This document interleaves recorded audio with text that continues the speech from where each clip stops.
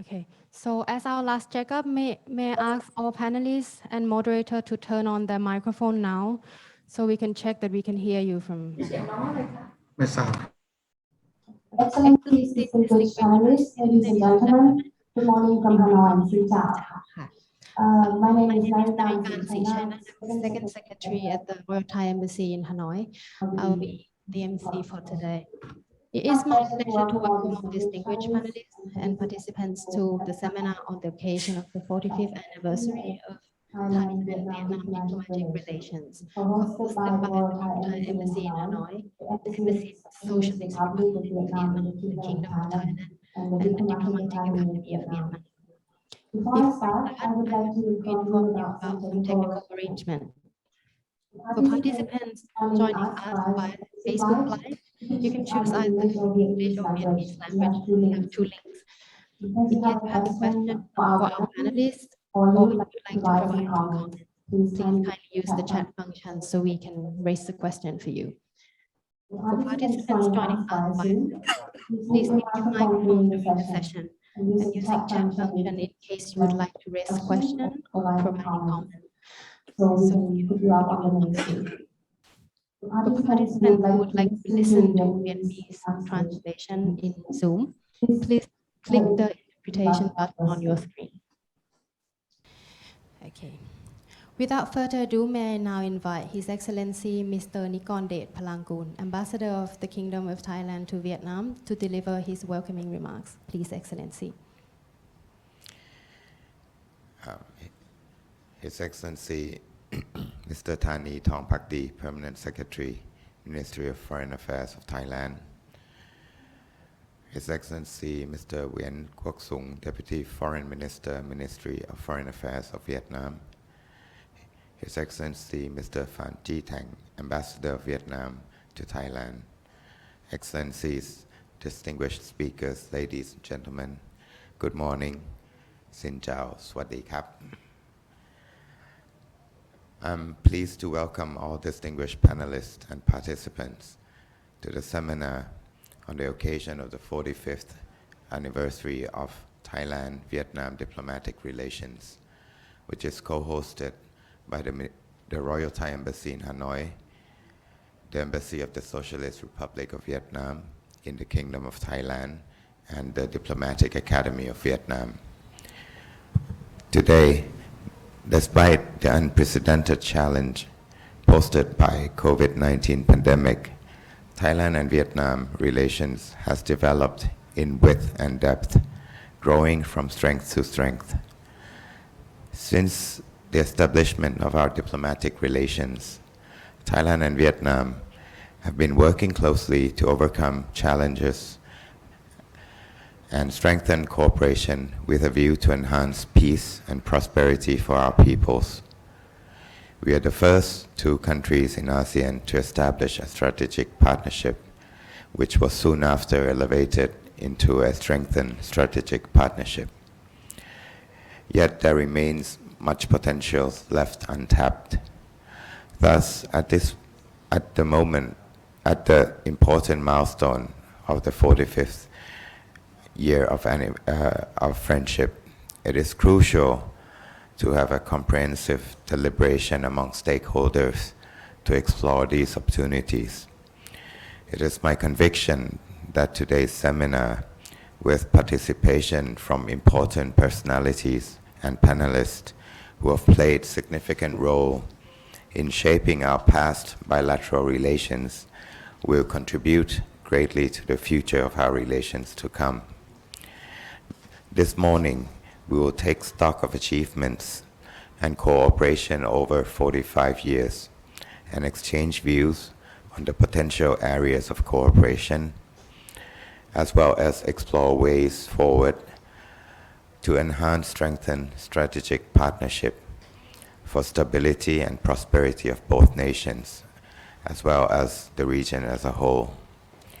Here, I would like to echo my Deputy Prime Minister and Foreign Minister, His Excellency Mr. Don Pramatwinai's vision that our partnership should envisage all three aspects, namely partnership for sustainable growth, partnership for the region and partnership for the future.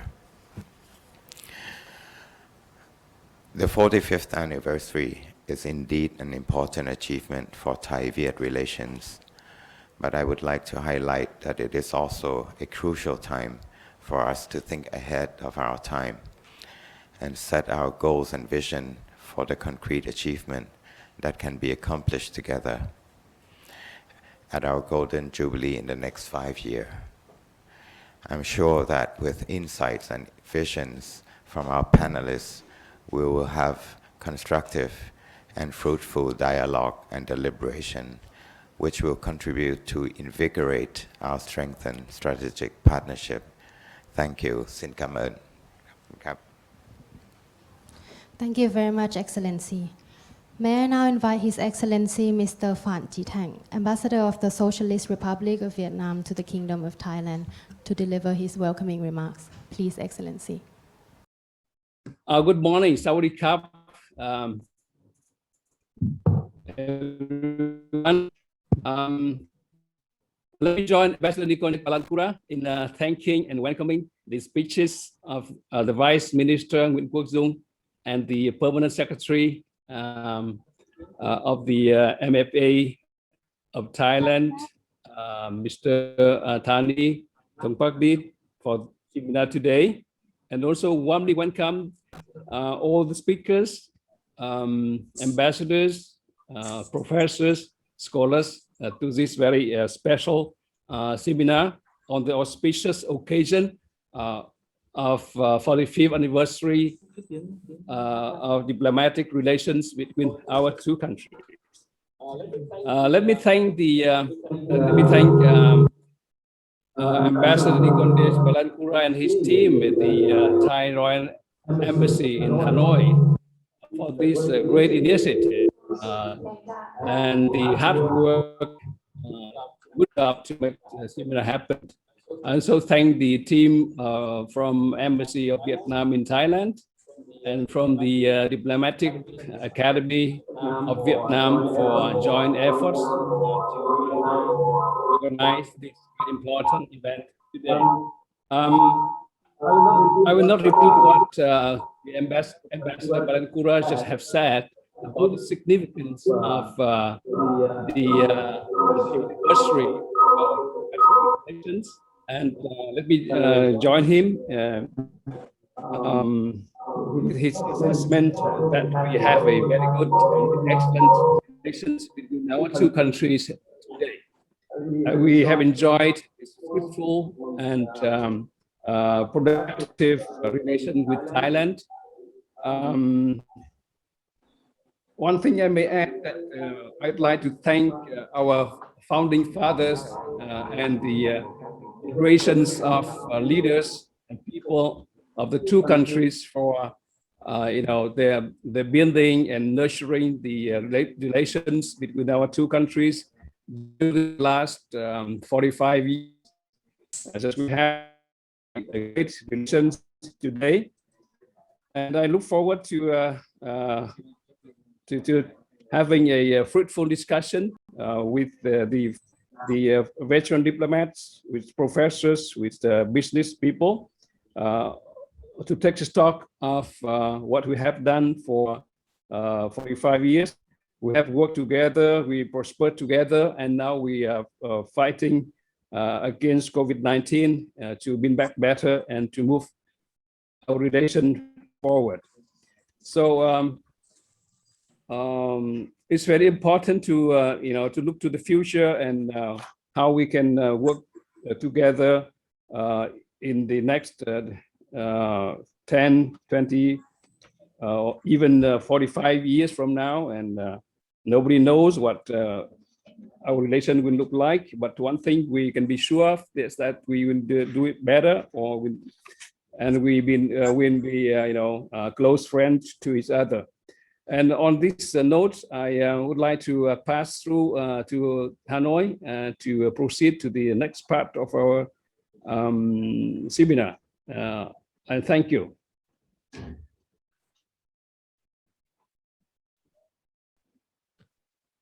In our panel discussion, I am honored to present to you the keynote address from His Excellency Mr. Thani Thongpakdi, Permanent Secretary of the Ministry of Foreign Affairs of Thailand, and His Excellency Mr. Viet Quoc Sung, Deputy Foreign Minister, Ministry of Foreign Affairs of Vietnam.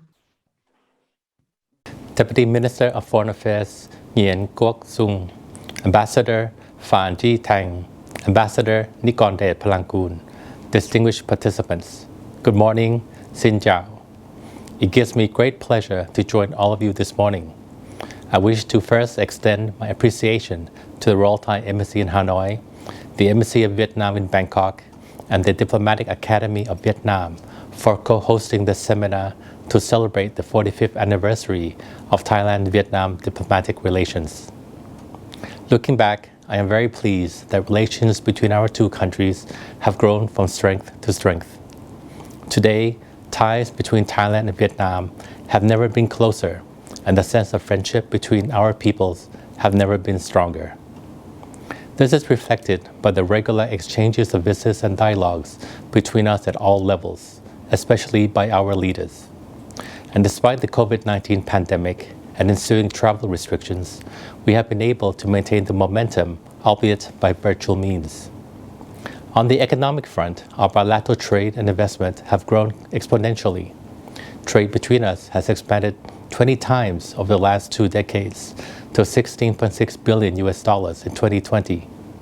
Through our concerted effort, I am confident that we will be able to achieve our target of $25 billion by 2025.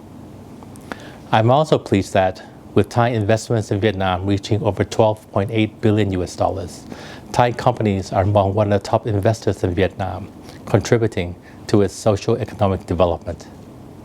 As I mentioned earlier, people-to-people ties have never been stronger, building upon our friendship and mutual appreciation of each other's culture and heritage. There is therefore no doubt in my mind that our bilateral relations will continue to deepen and broaden in the coming years as our economies become increasingly interdependent and our societies and peoples closer. Reflecting this reality, in 2019, we elevated our bilateral relations to strengthen strategic partnership, reflecting the strong commitment from both sides to work closely together for our mutual benefit of our two countries and peoples. The seminar today is therefore timely and will be a good opportunity for us to review the progress we have made and discuss how we can further advance our strengthened strategic partnership. In my view, there are 3 key areas of partnership that we should focus on. First is partnership for sustainable growth. Thailand and Vietnam should strengthen economic linkages between our two economies and step up cooperation to achieve a speedy and sustainable economic recovery from the COVID-19 pandemic, while making our economies more resilient to future shocks. On our part, Thailand has adopted the Bio-Circular Green Economy model as a development strategy that promotes comprehensive and inclusive growth. Meanwhile, Vietnam is promoting an economic development policy which is environmentally friendly. We should therefore explore ways to synergize our efforts in this area, perhaps by forging a forward-looking partnership for sustainable growth that can be a model for other countries in the region. Second is partnership for sustainable peace. Both our countries have been actively promoting peace and stability in the region, upon which our growth and development depends. We have a common interest in ensuring that Southeast Asia and the Mekong sub-region in particular continue to be peaceful and prosperous. Therefore, we should strengthen our policy coordination and strategic consultations to promote synergies and complementarities between our efforts in international and regional frameworks, including ASEAN and APEC, with a common goal of promoting peace, stability, and prosperity. We should also explore how we can work together to expand the fruits of our partnership to promote sustainable development in neighboring countries in the Mekong sub-region. This might be done on a trilateral basis or through existing frameworks such as ACMEX. Last but not least is partnership for the future. To further strengthen the foundation of our bilateral relations, we should continue to promote closer friendship and mutual understanding between our young people. In particular, We should encourage more educational and professional exchanges between students, young professionals, and entrepreneurs so that they will be able to develop a network of friendship that will lift our ties to higher levels. On this note, I wish you all a successful seminar and look forward very much to hearing your views and recommendations on how to make this a reality. Thank you. Excellency Thani Thongphakde, Permanent Secretary of the Ministry of Foreign Affairs of Thailand, Excellencies Nikondit Plangkun, Ambassador of Thailand to Vietnam, Excellencies Phan Thi Thang, Ambassador of Vietnam to Thailand, colleagues and friends, Sawadee Khap. It is my pleasure on behalf of the Ministry of Foreign Affairs of Vietnam to address this virtual seminar on the special occasions of the 45th anniversary of Vietnam-Thailand diplomatic relations. I highly appreciate these initiatives by the Royal Thai Embassy in Hanoi and the Vietnamese Embassy in Bangkok and the Diplomatic Academy of Vietnam for organizing this meaningful event. 45 years ago, on August the 6th, 1976, His Excellencies Vichai Rattakul, the then Foreign Ministers of Thailand, and His Excellencies Nguyen Duy Trinh, the then Foreign Ministers of Vietnam, signed a joint statement that officially established diplomatic relations between the Socialist Republic of Vietnam and the Kingdom of Thailand. This marked an important milestone for our relations, ushered in a new era of friendly relations and multifaceted cooperation between the two countries. For nearly half a century, Vietnam and Thailand relations have expanded intensively and extensively. We both have emerged stronger, closer, and more united, overcoming difficulties, challenges, and crises, working together on solutions to enhance effective cooperation in all fields. Vietnam and Thailand enjoy unique track record.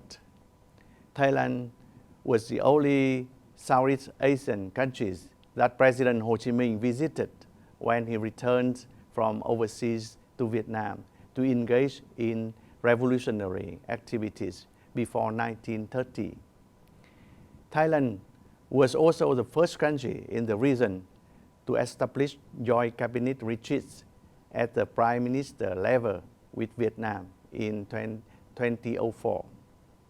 Thailand was the first ASEAN country that Vietnam established a strategic partnership in 2013 and strengthened strategic partnership in 2015. Thailand is among countries in ASEAN with the fastest growth and highest value in trade and investment with Vietnam. Two-way trade has increased 35 times in 23 years, from just $500 million in 1995 to $17.5 billion in 2018. In 2020, despite numerous challenges caused by the COVID-19 pandemic, bilateral trade reached approximately $16 billion, accounting for 30% of the total trade between Vietnam and ASEAN countries. Thailand is a top destination for Vietnamese tourists and vice versa, reaching an average growth of 11.5% from 2011 to 2019. This is a strong foundation for our people-to-people exchange, not to mention our strong traditional bonds, such as between our Buddhist practitioners. All these factors contribute to the ever-growing relationship between our two countries. At multilateral fora, we have been proactively and closely cooperating with each other, contributing to strengthening ASEAN unity and centrality. Most recently, we have made great efforts to enhance our long-term resilience and ability to control the pandemic, jointly tackled the issues of vaccines together with sustainable social economic recovery. Dear colleagues and friends, at this virtual seminar, based on the strong foundation of our cooperations, based on the lessons learned over the 45 years of friendship, together with the contributions of experts, scholars on Vietnam and Thailand, I expect that we will come up with new and innovative ideas and initiatives to extensively and effectively develop the strengthened strategic partnership between Vietnam and Thailand.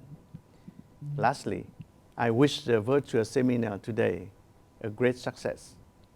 Thank you for your kind attention. ขอบคุณครับ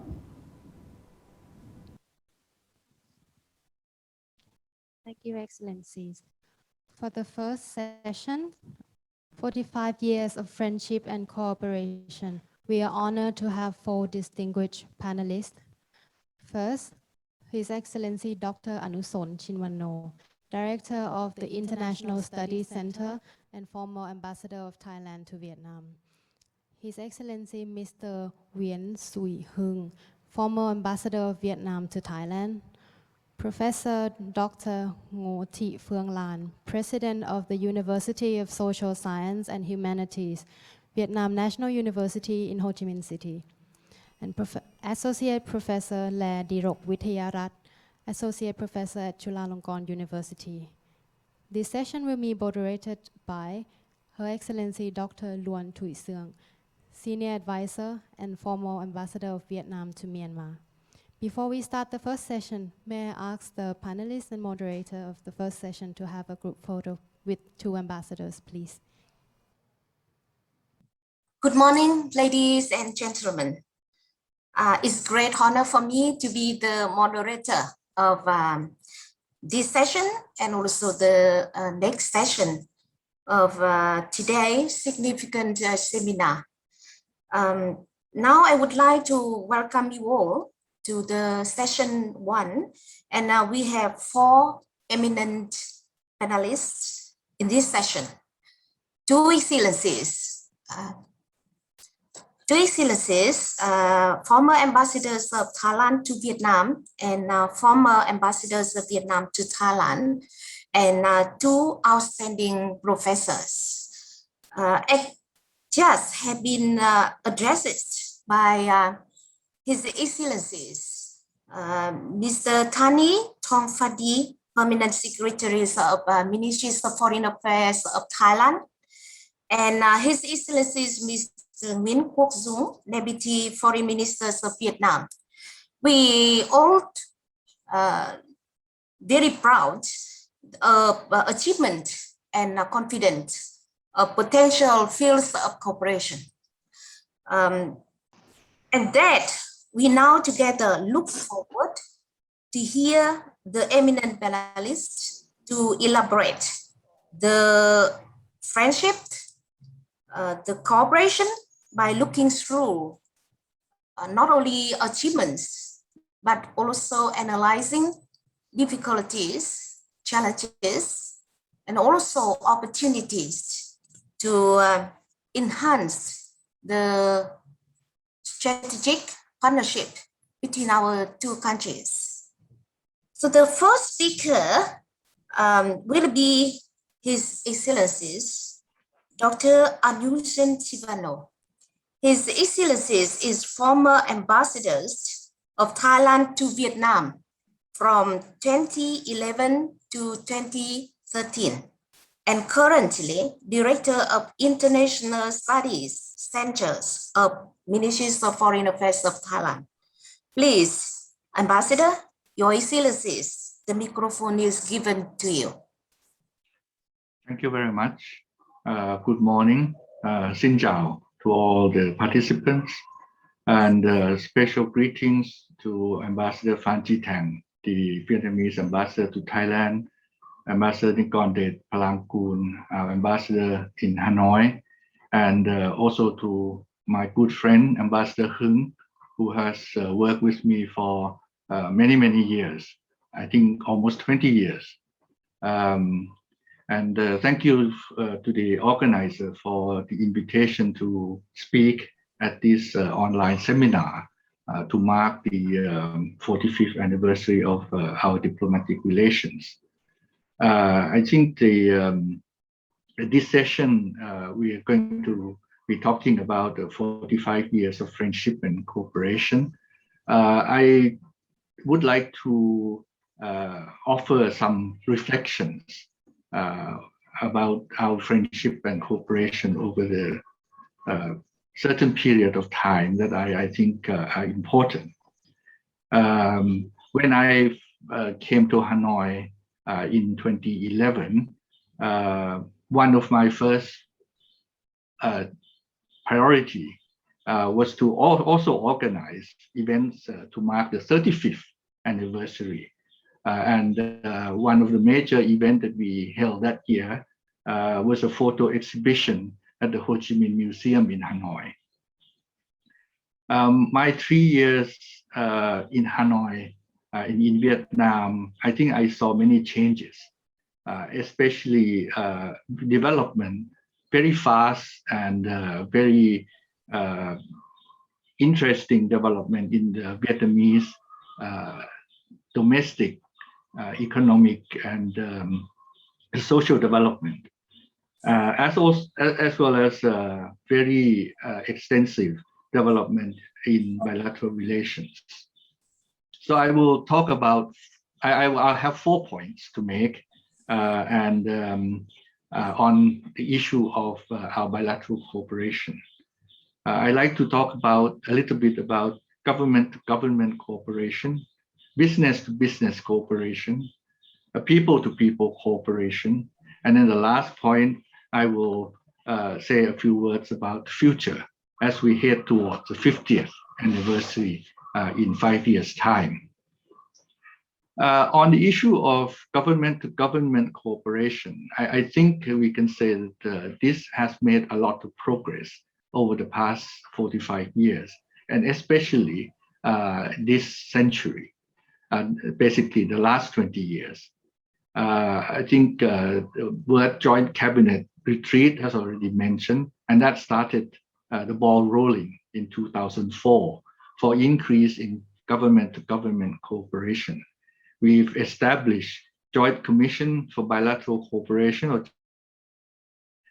Joint Trade Commission, the JTC. We have the Political Consultation Group, or the PCG, between the two foreign ministries, as well as cooperation throughout government agencies. And I was very glad that some of these, the first sessions of some of these, were also organized during my term in Hanoi. In 2012, we managed to organize the second JCR after a gap of 8 years. So I thought that was a very good impetus for further our cooperation. The JCBC, the first session was then held in the following year of 2013. The first Joint Trade Commission was also, Joint Trade Committee was also held in 2012. So during those few years, we have made a big improvement and big stride in our government-to-government cooperation. And of course, the most important was the establishment of the strategic partnership in 2013 during the visit to of the then General Secretary Nguyen Phu Trong. And I believe that since then it has been elevated to the status of a strengthened strategic partnership a few years ago, I think in 2019. The cooperation that I have mentioned, I think cover all areas. And I think everybody had that already made a statement this morning, also pointed to the same, in the same direction, that these should be further strengthened. I would like to make a particular a point about the joint cabinet retreat. This was a very unique setup among between Thailand and ASEAN, other ASEAN countries. I don't think we have the same thing with any other country. But so far, since 2004, we have had only 3 sessions. Because I think when people look at just simply hearing the word joint cabinet retreat, I think it already make it sounds difficult to organize, especially when you have to find time that everybody at the very highest level of government can participate. So I'd like to make a small suggestion here that to further strengthen this mechanism and make it meet or enable it to meet more often, I think we should simply make the format easier to organize, to simplify the format. I will leave the details to the foreign ministries and people involved to work it out how that simplification should be made. But I think it should be able to encourage both sides to meet more often and discuss policy issues, especially regional and international policy issues that we cooperate on more often. The second area of cooperation is, of course, the business to business. And I think it's already been mentioned about the trade figures that has increased several folds over the past 20 years and the last 45 years. One of the things that I was very pleased with, also it happened during my term as ambassador, was the establishment of the Thailand-Vietnam Business Council in 2012. And I think Sanan is going to talk about this during the second session, so I won't go into the detail. But I think apart from the trade figures, I think what is also very important is the manifold increase in investment.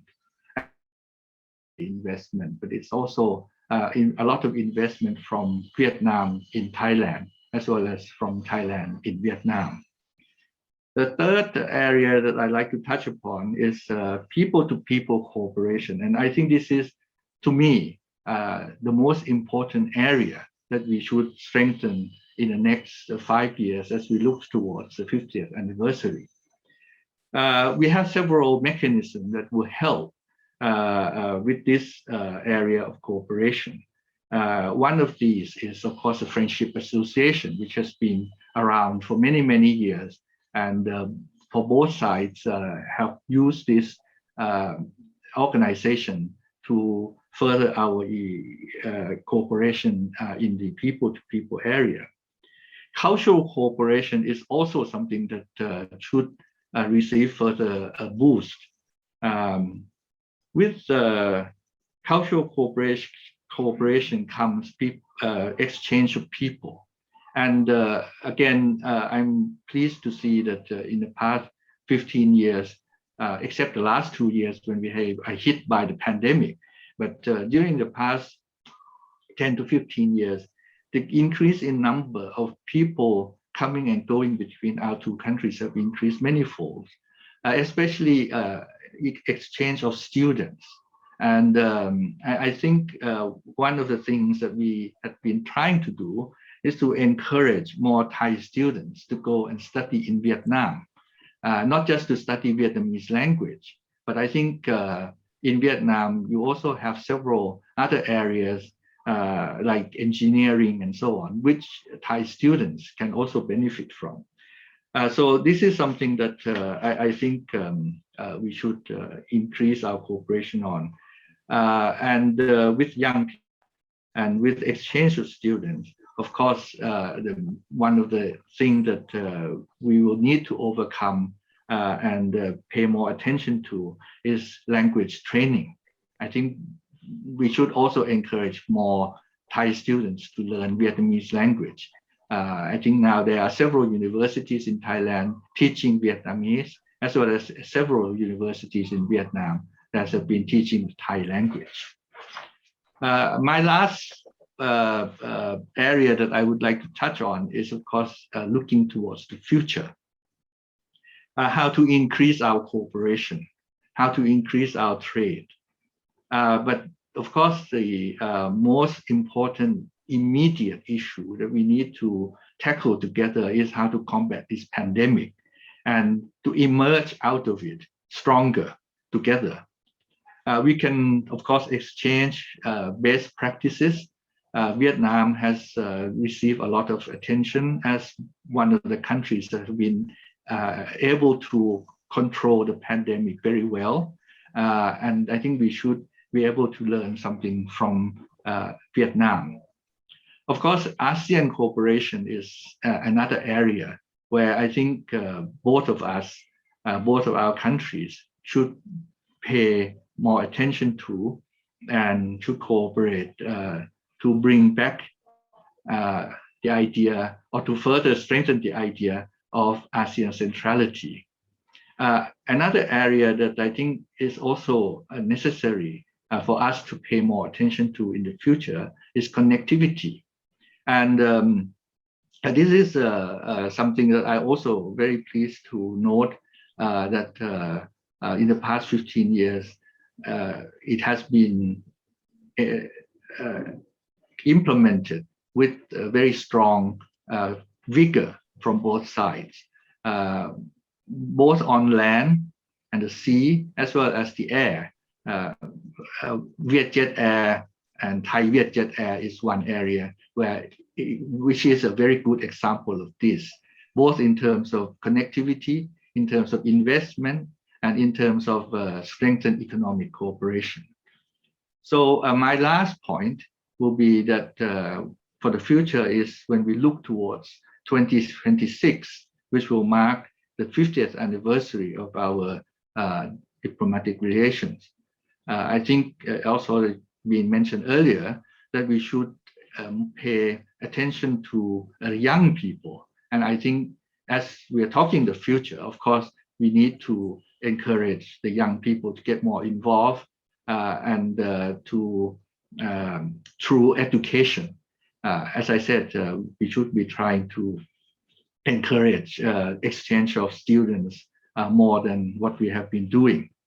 And I remember during my time as ambassador in Hanoi, I made a suggestion to our then chairman or president of the Thai-Vietnam Friendship Association, the late Minister Prachuap Chayasan, that we should maybe consider setting up some sort of a fund to mark these important milestones, and the proceeds from the fund should go to encouraging this kind of students exchange.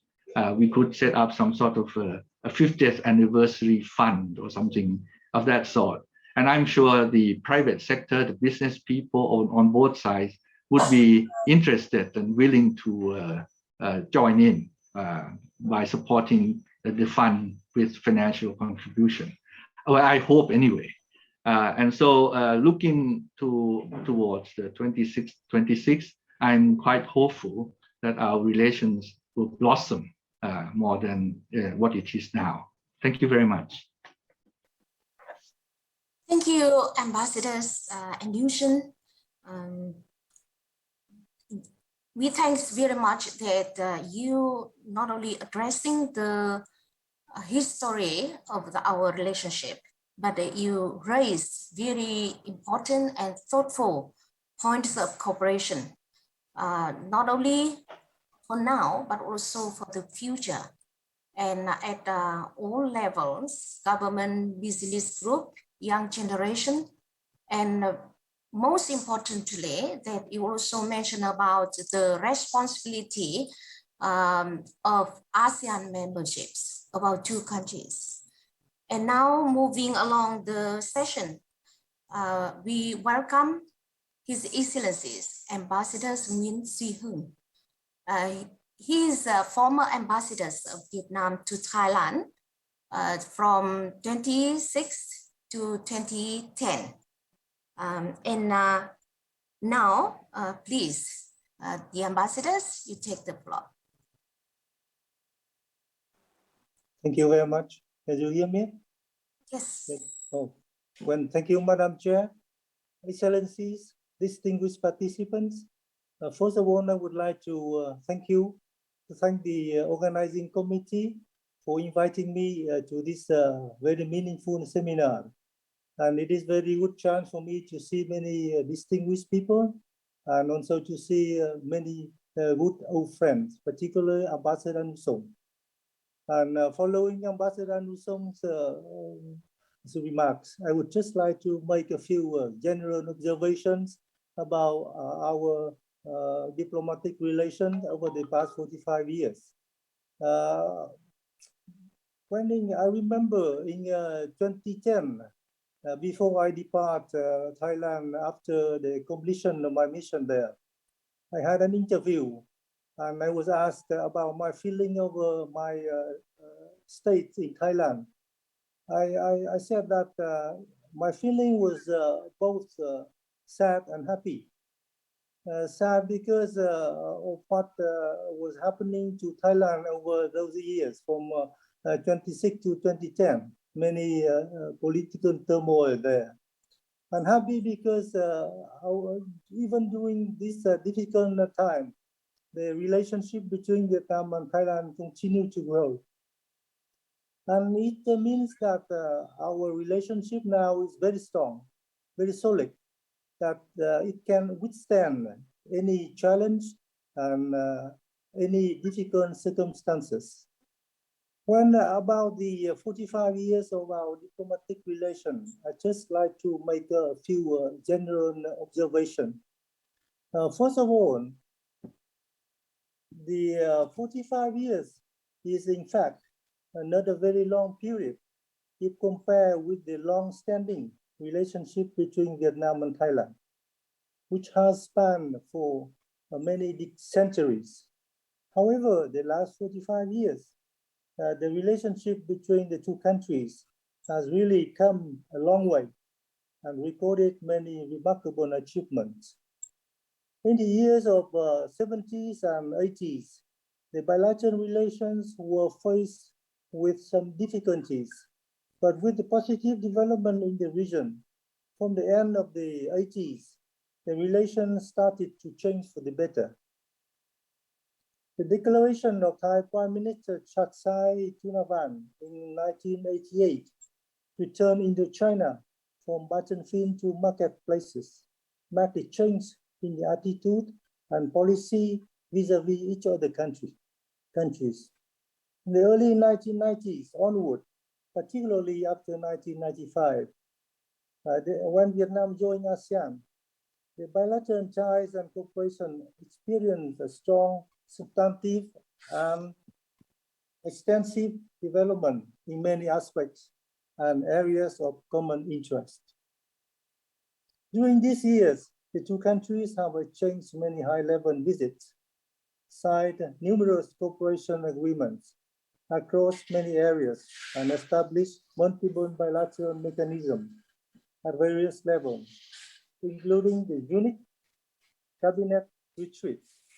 I think this is quite unique because this is not found anywhere in our region. On these activities, I think have affirmed the strong commitment and high importance that the two sides attach to the development of the friendship and multifaceted cooperation between the two countries. On this basis, the bilateral cooperation has continuously expanded into many areas, such as politics, security, defense, economy, trade and investment, agriculture, transport, tourism, culture, education, labor is a long list, and has brought about substantive results and many benefits for the peoples of both Vietnam and Thailand. In the economic linkages, Thailand is now among the top 10 foreign investors in Vietnam. with more than 12 billion US dollars. And Thailand and Vietnam is now the very well-known destinations for many Thai business people and also many Thai big companies. Trade has increased continuously over the years, and the two sides have set the target of 25 billion US dollars two-way trade by 2025. Thailand is now Vietnam's largest trade partner in Southeast Asia. The people-to-people ties are also made stronger with the active role of the two countries' friendship associations, the Vietnam-Thai Friendship Association and the Thai-Vietnam Friendship Association.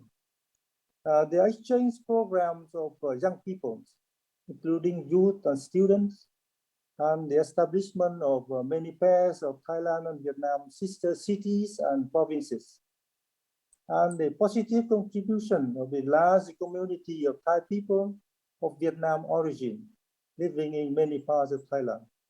I believe that now there are about more than 100,000 of Vietnamese of Thai people of Vietnamese origin, and they have contributed a lot to the not only the economic and cultural development of Thailand, but also to the traditional friendship and mutual understanding between the Thai and the Vietnamese people. These have enhanced the mutual understanding and strengthened the traditional friendship between the two countries over the years. Besides the bilateral framework, we can see that the two countries also cooperated very well in many regional and international structures and fora, including ASEAN, GMS, APEC, UN, APEC, ASEAN, etc., and many others. The relations have reached new heights when the two countries established strategic partnership in 2013 and later elevated to strengthen strategic partnership in 2019. When I think these have deepened the bilateral cooperation in many fields and opened up the even greater prospects for the long-term relationship between the two countries. When looking back over the past years, we can say that the relations over the past 45 years have made very big progresses and remarkable achievements in the development of bilateral cooperation between our two countries. When I think that the achievements have certainly laid down strong foundation for the traditional friendship and multifaceted cooperation between Vietnam and Thailand to develop even stronger and more substantively in the many years to come. When as I am now working for the Thai and for the Vietnam and Thailand Friendship Association, one aspect that I would like to stress here is that how to further strengthen the mutual understanding, the mutual trust between the two people and the two countries. And one of the important things is that how can we make more stronger the people-to-people ties between our two people? Because it is not only a traditional friendship that has spanned for many centuries, but it has also a lot of prospects for the many years to come. When lastly, I would like to wish the seminar a success, and we also look forward to the brighter prospect for our relationship in the years to come. Thank you very much for your kind attention. Thank you, Excellencies, Ambassadors Nguyen Duy Hưng. We already heard, and we appreciate very much that Excellencies have reminded us the milestone in the relationship and partnership between our two countries. And we can see that Ambassadors Nguyen Duy Hưng share similar or common point of views on the important roles of friendship, association, young generation. And we will come back these roles with the two speaker of this session. So we already listened to the two eminent diplomats, two ambassadors, but we also expect to hear the academic remarks on the comprehensive cooperation between Vietnam and Thailand. So we will have two well-known professors here in this session. First of all, I would like to introduce Professor Dr. Ngô Thị Phương Lan, President of the Universities of Social Science and Humanities, National Universities of Vietnam. This powerful lady has been received many awards from Minister of Education and Training of Vietnam. And she has been well known with many publications. Allow me to introduce more because that's an academic person. And now the stage is yours, Madam Ngô Phương Lan. Thank you, Madam Chair. I joined this virtual seminar with the topic from the perspective of the training Thai study major at the University of Social Sciences and Humanities, Vietnam National University. His Excellencies are Mr. Ambassador of Thailand to Vietnam, His Excellency Mr. Ambassador of Vietnam to Thailand, distinguished guests, ladies and gentlemen.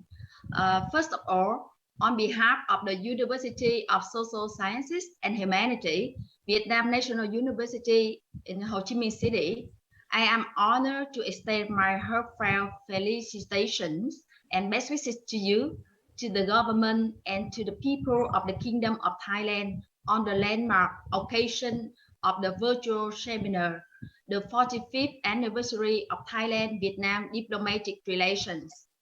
I believe that today's event does not only mark the flourishing traditional relation between the two governments, but also the multi-forces cooperation, the close friendship, and the strong solidarity between the people of the two countries. In light of the cultural and historical ties for the several centuries, Thailand-Vietnam relations and cooperations have continuously developed. It's not only expanding into diverse areas, but also evolving into comprehensive and important areas. The strategic cooperative partnership between Thailand and Vietnam has made remarkable achievements with benefits to tighten the close friendship and to promote the social, cultural, and educational exchange between our people. Especially in the field of education, there is a general perception that language and culture teaching lays a solid foundation for the development of multifaceted relations and exchange, and mentioned by the above speakers. Since the 1993, teaching and researching the Thai language as well as Thai culture at the Faculty of Oriental Studies at our university has been gradually formed as a historic mission and rapidly developed. The Thai language was initially introduced as a second foreign language in the bachelor program at our university in the Southeast Asian Studies.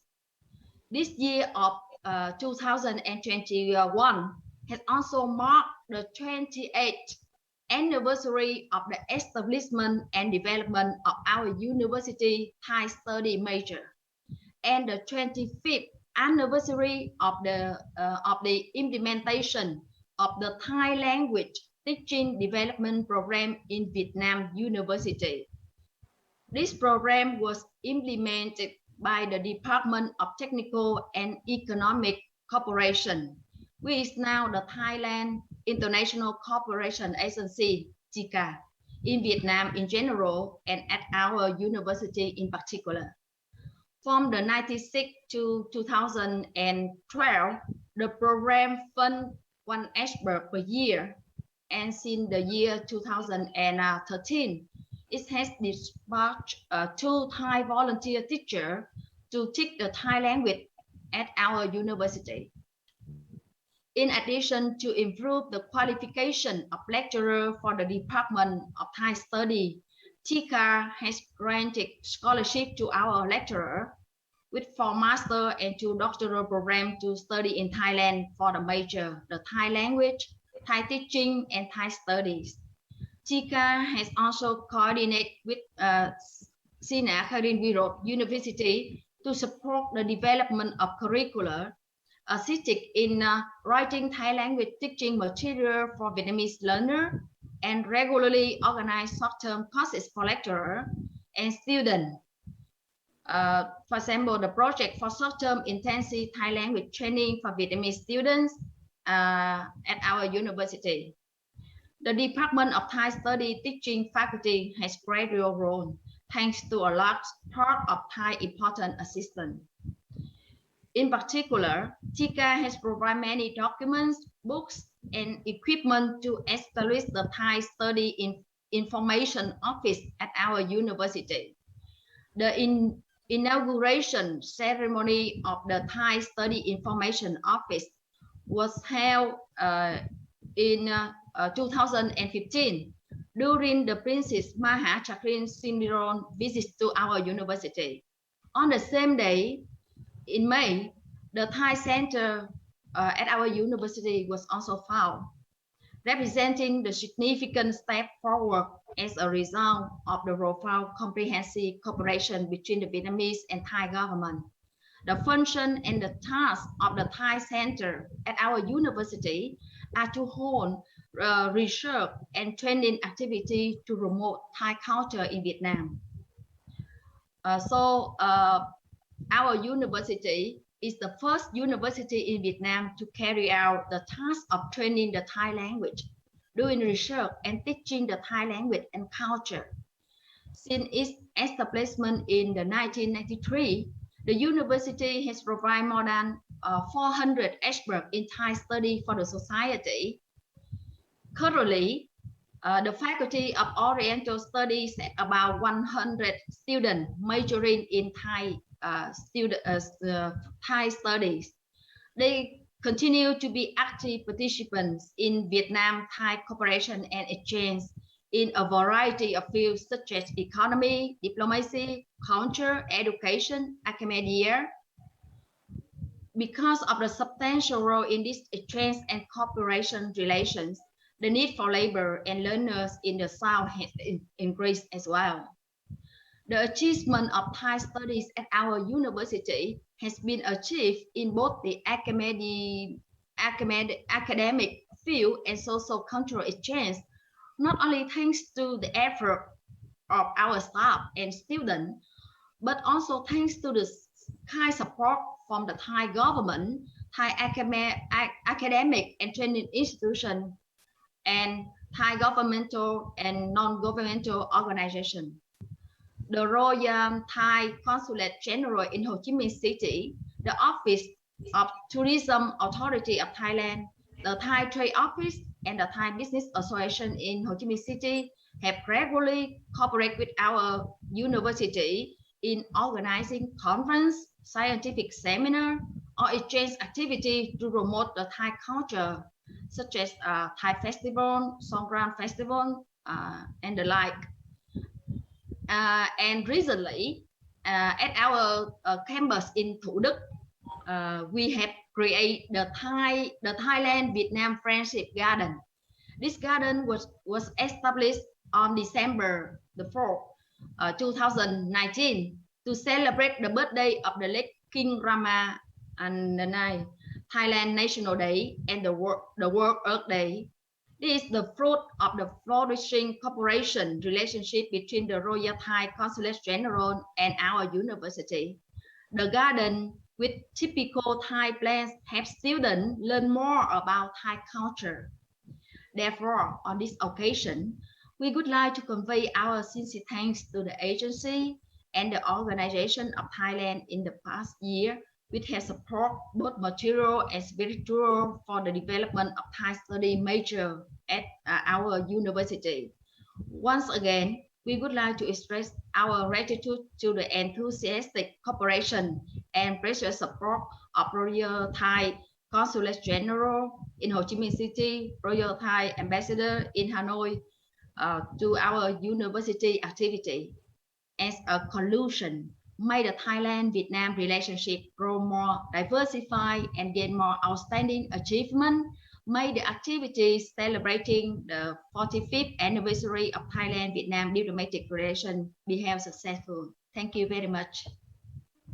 Thank you, Professor Phương Lan. We all agree with you that the relationship between Vietnam and Thailand is not only the traditional relation, but is also comprehensive partnership. And we already heard that and learned from the two ambassadors, Ambassadors Anuchin Chivano and Ambassador Nguyen Di Hung. They mentioned about the language learning for the Vietnamese people and for the Thai people. And we are very happy to know that we have the Thai language center at the Universities of Social Science and Humanity in Ho Chi Minh City. That's a very important contribution for our strategic partnership. Now next, please, all of us, listen to the presentation by Associate Professor Lê Dilok Vit Hayarat from Chulalongkorn University.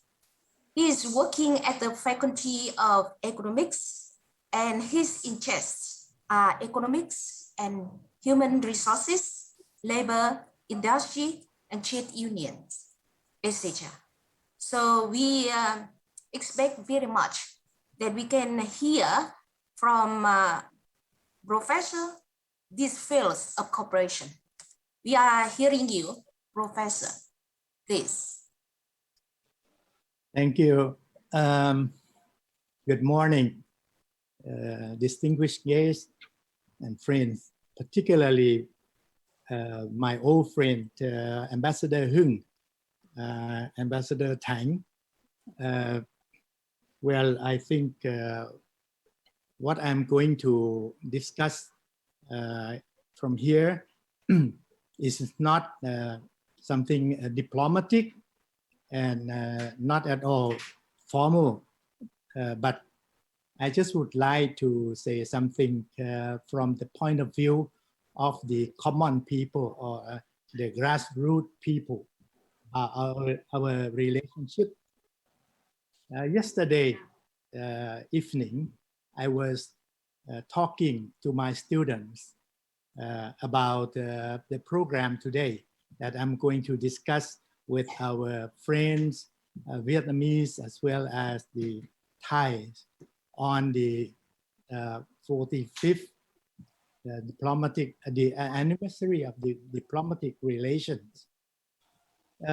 Many of my students were so surprised that they said that only 45 years of relationship is impossible, because in the Thai social context, we learned a lot about what is called Vietnamese, or in those days we call Yuan.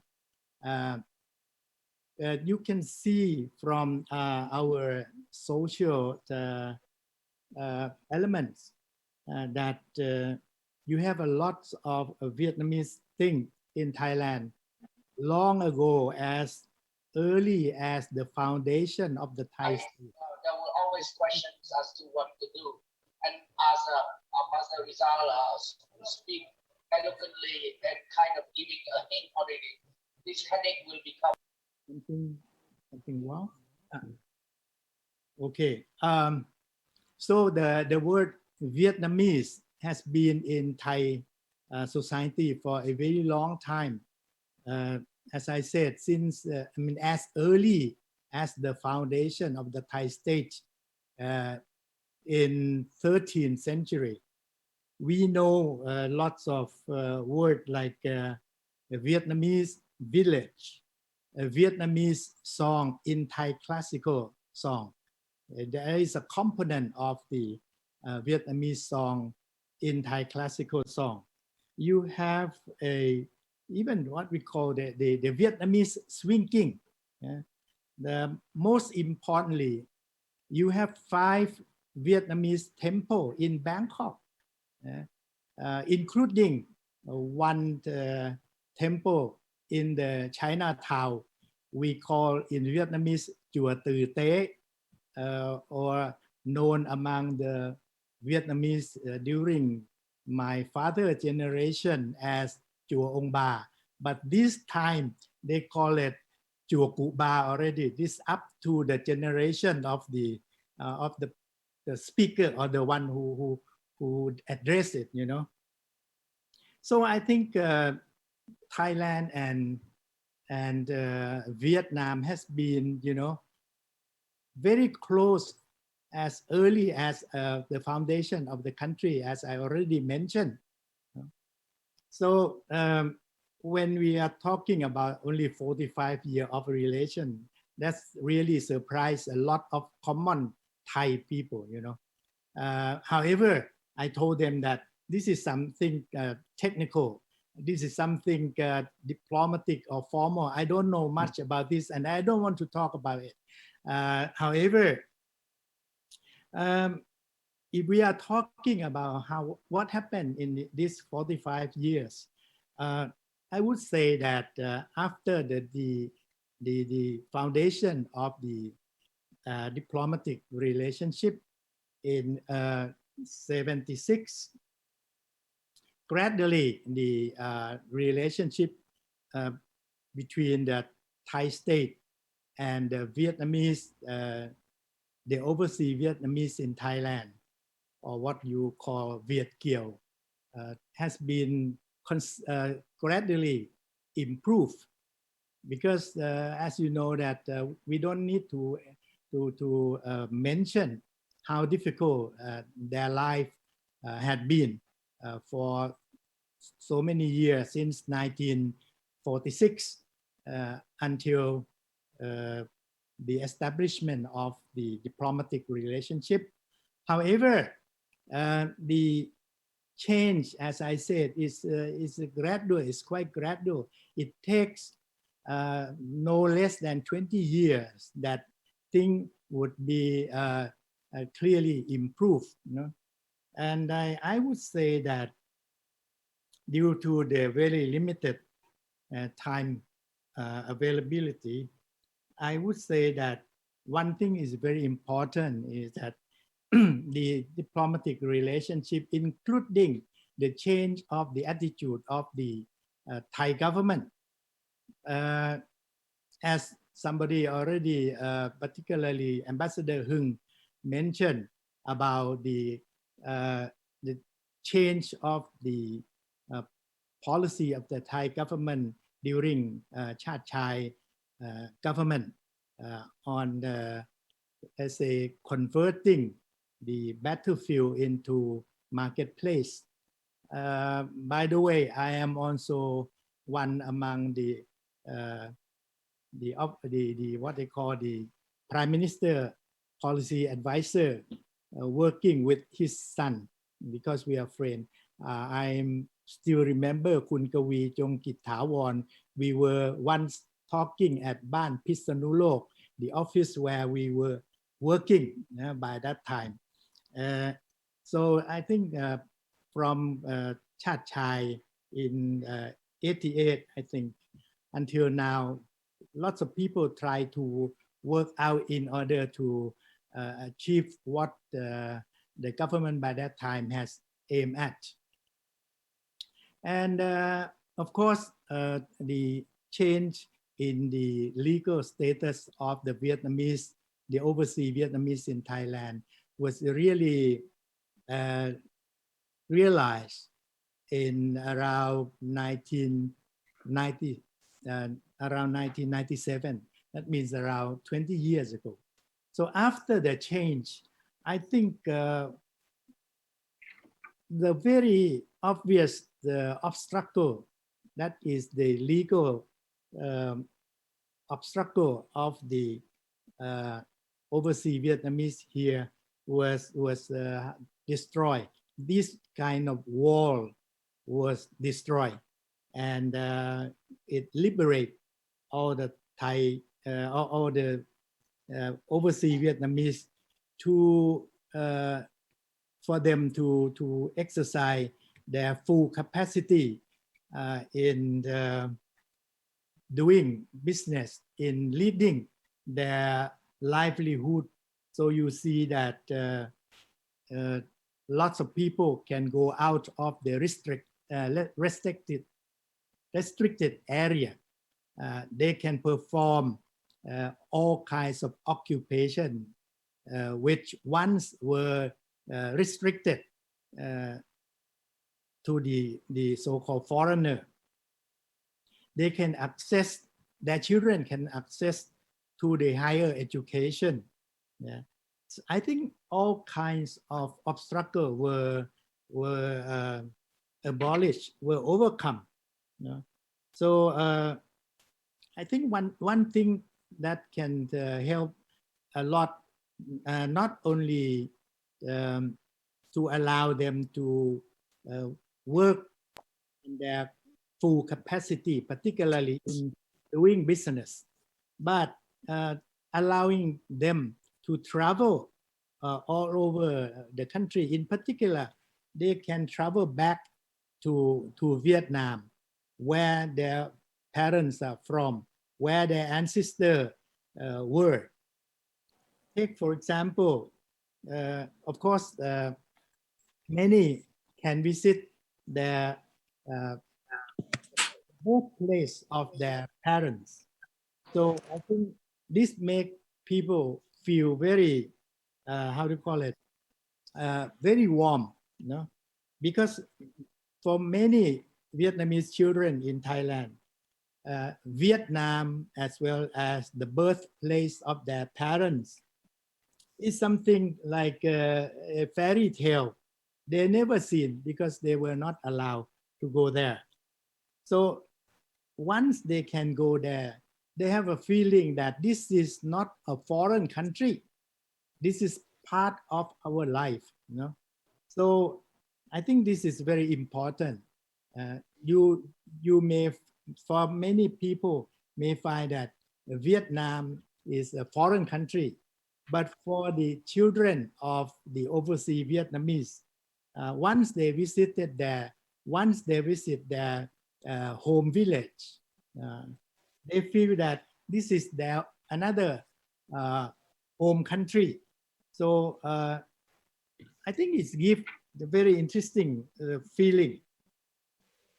Let me tell you my, as a friend, let me tell you some personal experience.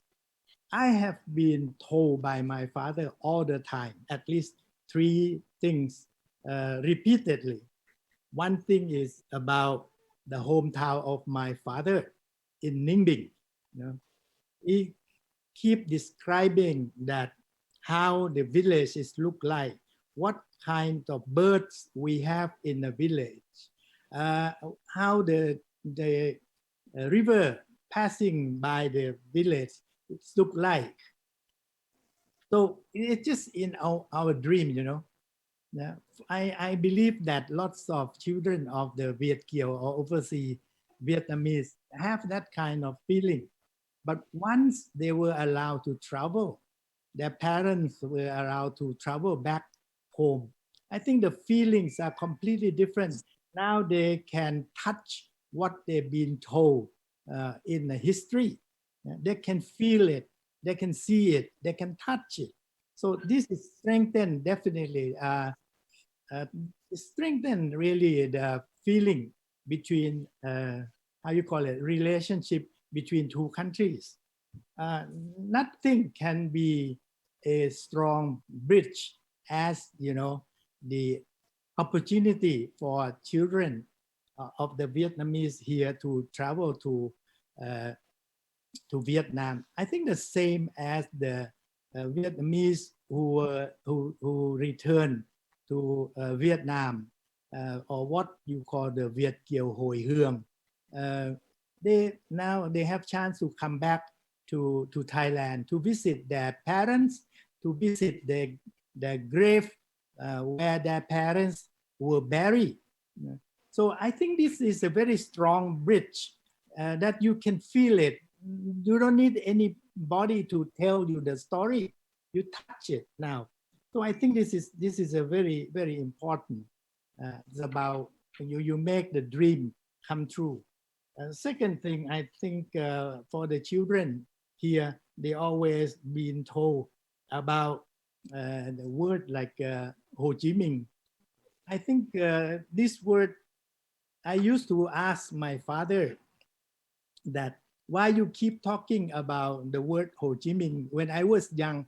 So I thought Ho Chi Minh was a kind of religion or God, because he keep talking, he keep mentioning. So later, if you learn, if you go back, then nobody need to tell you. You really feel it, how important the word Ho Chi Minh and Vietnam is.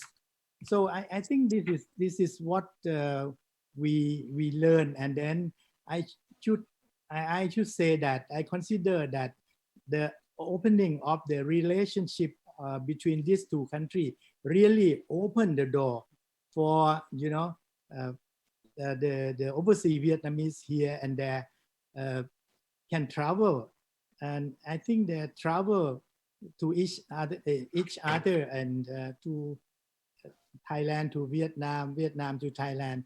This is something that really strengthened our relationship from the bottom up, not from the top down relationship. This could be a very good foundation. This is a very good foundation for any kinds of official or formal relationship. The official, formal or diplomatic relationship may not be as strong as it's supported by people to people relationship. I think this is very important. Let me end my talk by quoting what I write here at the how you call it, admiring note to a book printed 40 years ago and now reprinted for the 40th anniversary of I don't know, Thai second printing after 40 years. This book was written by the most prominent social critic. His name is Sulak Siwarak. The title is Travel to Three Socialist Indochina Countries. And what I wrote here as note for the printing of this one is people in Southeast Asia, the same as those in any part of the world, they share common cultural heritage. They are dependent on each other. They are kind and friendly to each other. Conflict may arise from time to time, but never been lasting. Peace, the very nature of people in this area, is everlasting. The more conflict and violence, if it happens, the more value of peace we realize and cherish. Thank you very much.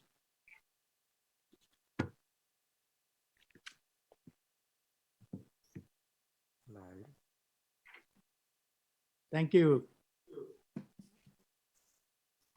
That is ending of my talk. Thank you very much.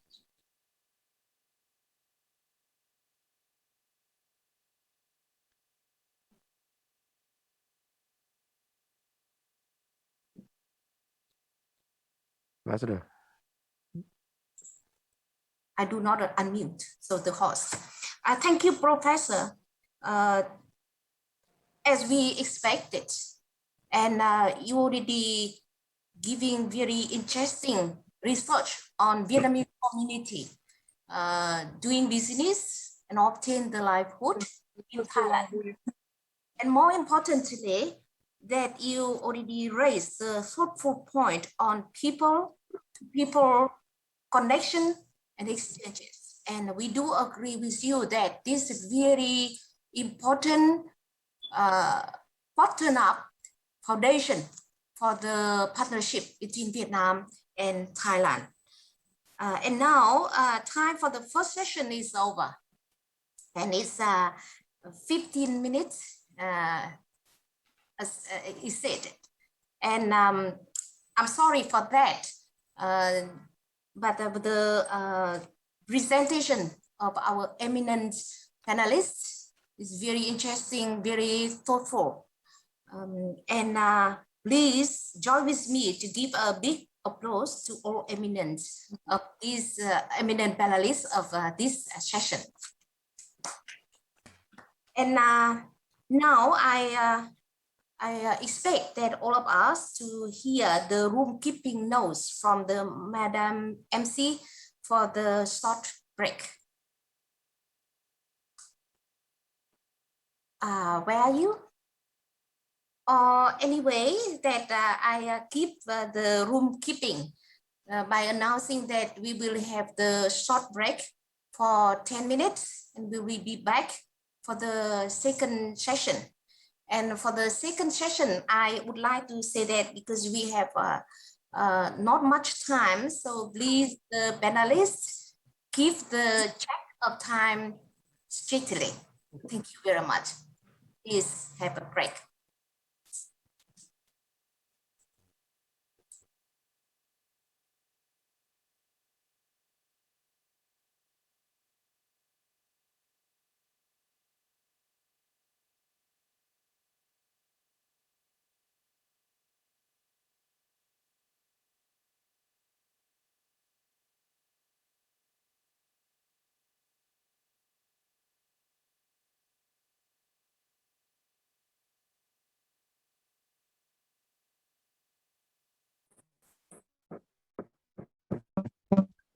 Hi, can you hear us? Yes, yes. Now we can. Sorry for another technical errors. Okay. So now we are back to our second sessions that will focus on the way forwards of the relations of Thailand and Vietnam to strengthen the strategic partnership and become stronger together. This session we have with us 5 distinguished panelists. First, His Excellency Mr. Thani Sangrat, spokesperson of. I would like to go over the few notes that we have a very impressive lineup of 5 panelists in this session. But we have only 40 minutes for the session. So may I request each panelist have a maximum 8 minutes for presentation. So then we can save time for the next session. It's very important that for questions and comments, we can have we can listen to the audience and exchange views from the panelists. I appreciate very much if the panelists can keep the check of time. Now, please welcome His Excellencies, Ambassador Thani Sangrat. His Excellency is the Director General of Department of Information, spokesperson of Thai Ministries of Foreign Affairs, former ambassadors of Thailand to Vietnam during 2018 to 2020. Before serving in Vietnam, His Excellencies worked as senior diplomatic officer at the Royal Thai Embassy in Malaysia and the United States.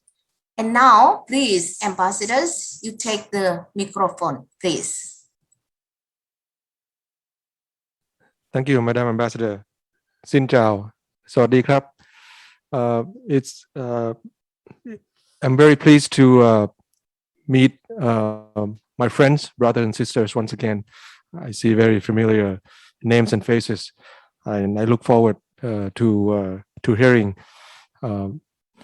sharp comments and interesting views.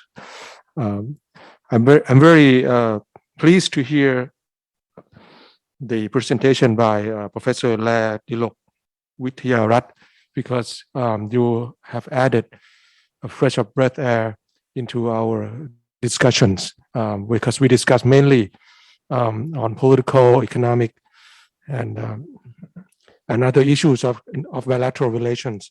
But you have added the inputs on the people-to-people relations, which I have come to learn belatedly that there are many interesting stories and issues between the peoples in Thailand and in Vietnam. The Viet Kieu people in both countries have provided the strong foundation of the relationship between our two countries.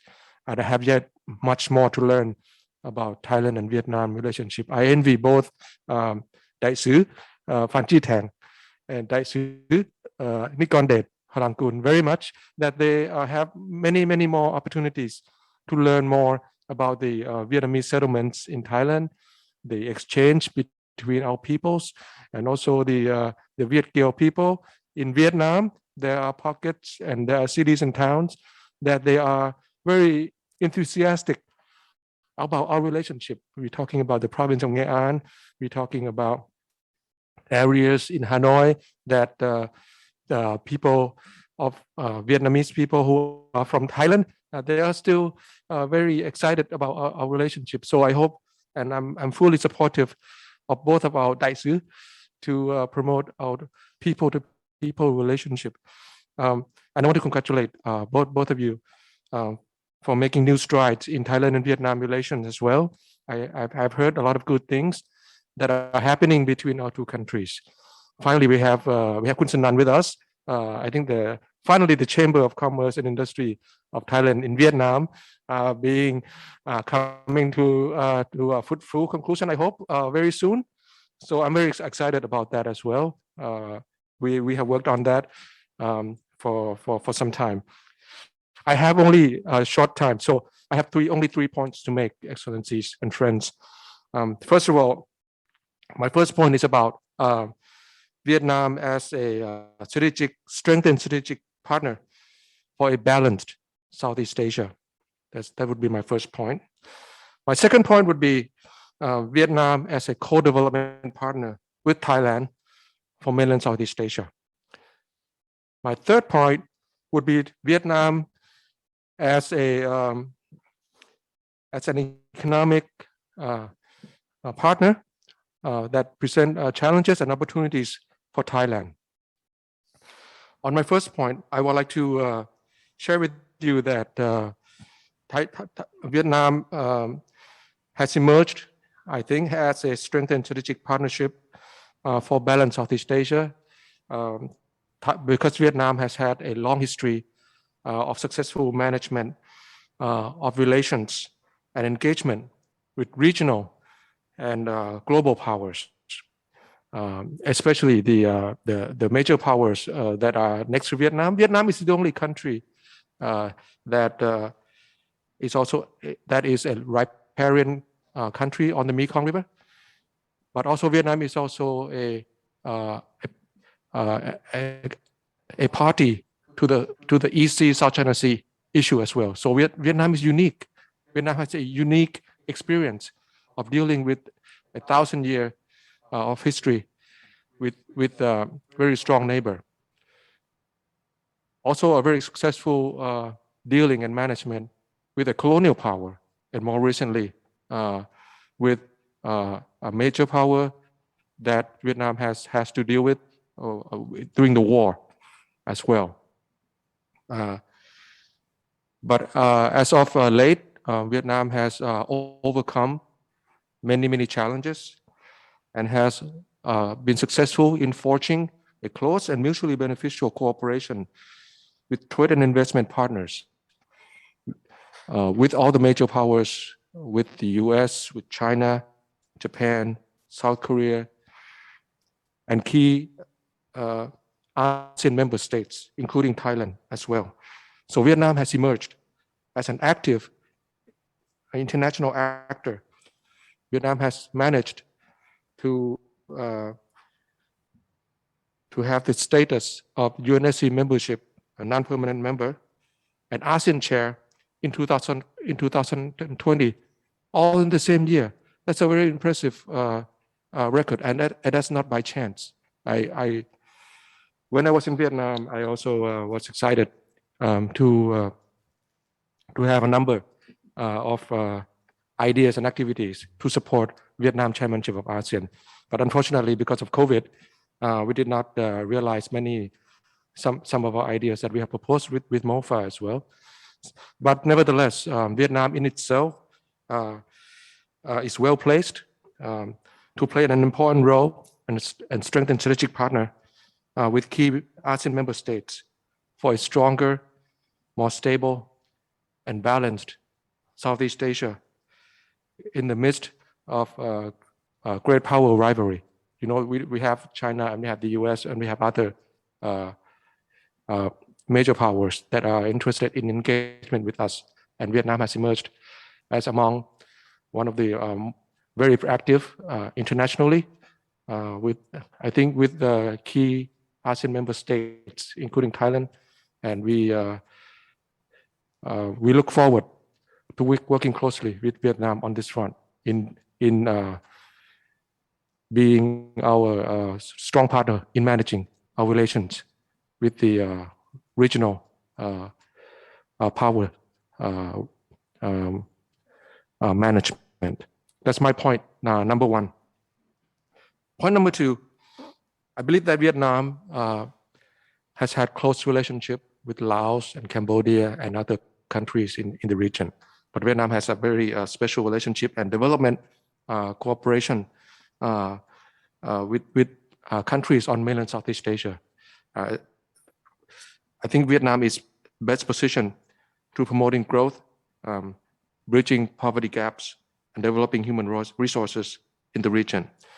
I believe that Thailand and Vietnam should forge closer cooperation bilaterally and together with other countries to support our neighbors, especially Laos, PDR, Cambodia, and Myanmar, in enhancing a sustainable economic and social development of the sub-region. This is echoing what the Permanent Secretary Thani Thongpakdi has mentioned earlier in the beginning as well. I hope that Thailand can work more closely with Vietnam to expand more cooperation to Cambodia and Laos, PDR. And I hope that I know that Vietnam is doing a lot for Laos and Cambodia, but I hope that Thailand can do more. I can only hope that we can increase substantially, maybe double our cooperation with that we work with our neighboring countries through TICA, for example. So that I think that would be a significant increase. But I'm not a policymaker on that. But I'm just expressing my view, because I think it's very important that we reduce the gaps, the development gaps, not only within our countries but also between our countries on mainland Southeast Asia. And I think also it's very important to utilize the regional frameworks, ASEAN, ACMEX, GMS, as primary platforms for cooperation in the areas that are beneficial to the regional countries. And I think Vietnam is well positioned to work with us on this point. My point number three, it's about Vietnam potential as an opportunity for Thailand and members of the region. Thailand is, it's well known that Thailand is Vietnam's number one trading partner in ASEAN. But the trade volume is $16.6 billion in 2020. And I hope we can do more. I think we can do much more. And we have set the target, if I'm not mistaken, 25 billion in the near future. I know that we attach great importance to further promoting bilateral trade and investment and strengthening our economic linkages between our two countries. I think that we should double our efforts in strengthening our supply chains, our value chains, physical, digital, and financial connectivities. I think our Bank of Thailand has been very active in promoting direct financial links between Thailand and countries in the region. With the population of 97 million, approaching 100 million of Vietnam, with the young population, 3/4 of which are of working age, Vietnam is both a large market and a large source of productivity and quality products that we see great potential and opportunity in our trading and investment relations with Vietnam.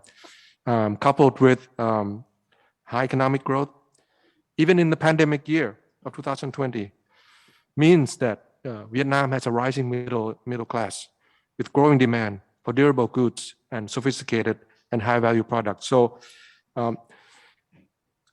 Vietnam offers a great opportunity for countries in the region, not only for Thailand, but also for other countries in the region. I think we have a lot more potential we should reap the benefits of, and the benefits are both ways.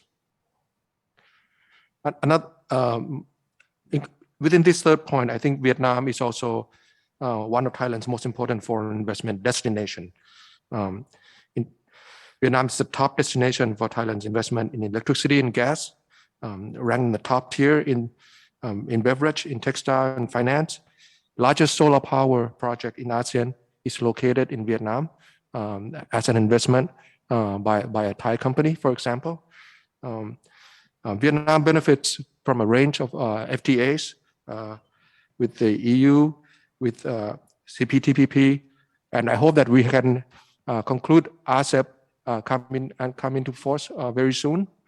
And Vietnam is also a strategic location for export base to China as well.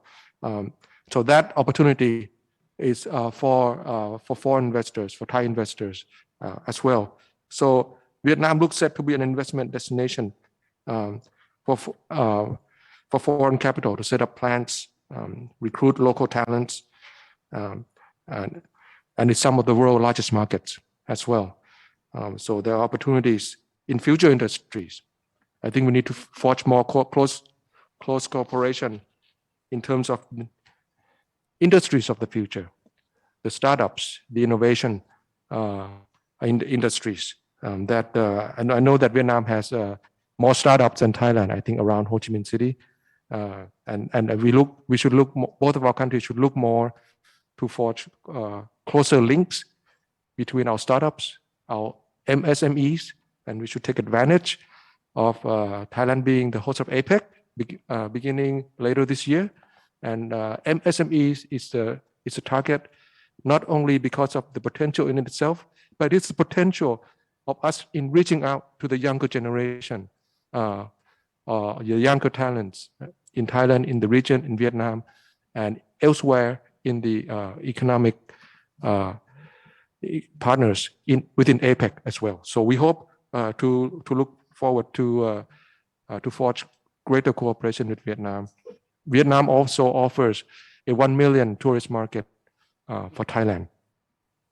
And tourists from Thailand, visitors from Thailand is also traveling to Vietnam.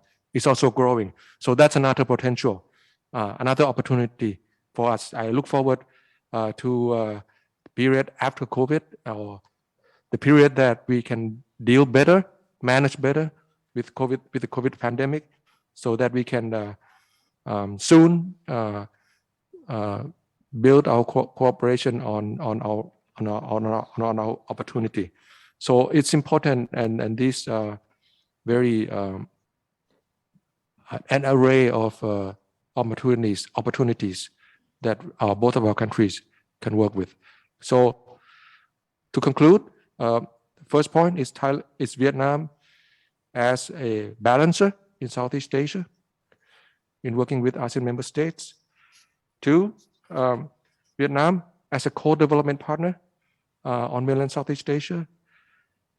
And point number 3 is Vietnam as an opportunity for Thailand and other countries, in the region and beyond.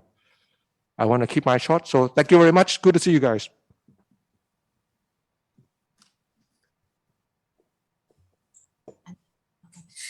Thanks, Excellencies Ambassador Sunny Sangrat, for addressing these interesting points about the strategic partnership between Vietnam and Thailand, contribute to the balance in Southeast Asia and also the development of mainland Southeast Asia.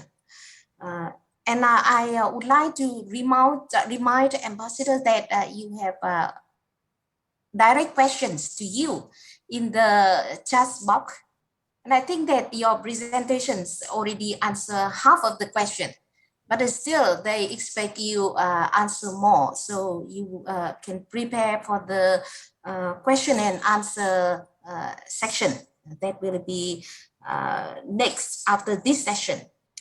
And in your presentations, ambassadors also mentioned about the contribution of business community. They are play crucial role and a decisive contribution for the purpose of enhancing trade, economic cooperation.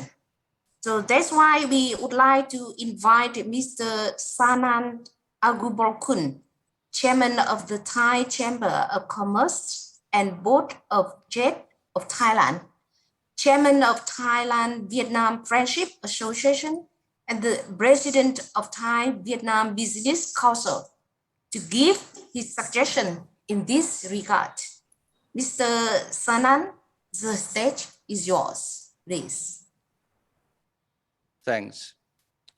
Well, Your Excellency, Mr. Pan Chi Tan, Ambassador of Vietnam to Thailand, and Your Excellency, Mr. Nikondet Palangkun, the Ambassador of Thailand to Vietnam, Excellency Thani Sangrat, Excellency, distinguished guests, ladies and gentlemen. As a chairman of the Thai Chamber of Commerce and Board of Trade of Thailand, as well as the president of the Thai Vietnam Business Council and the Thai Vietnam Friendship Association, it's my honor and privilege to extend my sincerest congratulations on the 45th anniversary of diplomatic relations between Thailand and Vietnam. Over 45 years, we have won many important victories that have been mutually beneficial to both of our countries.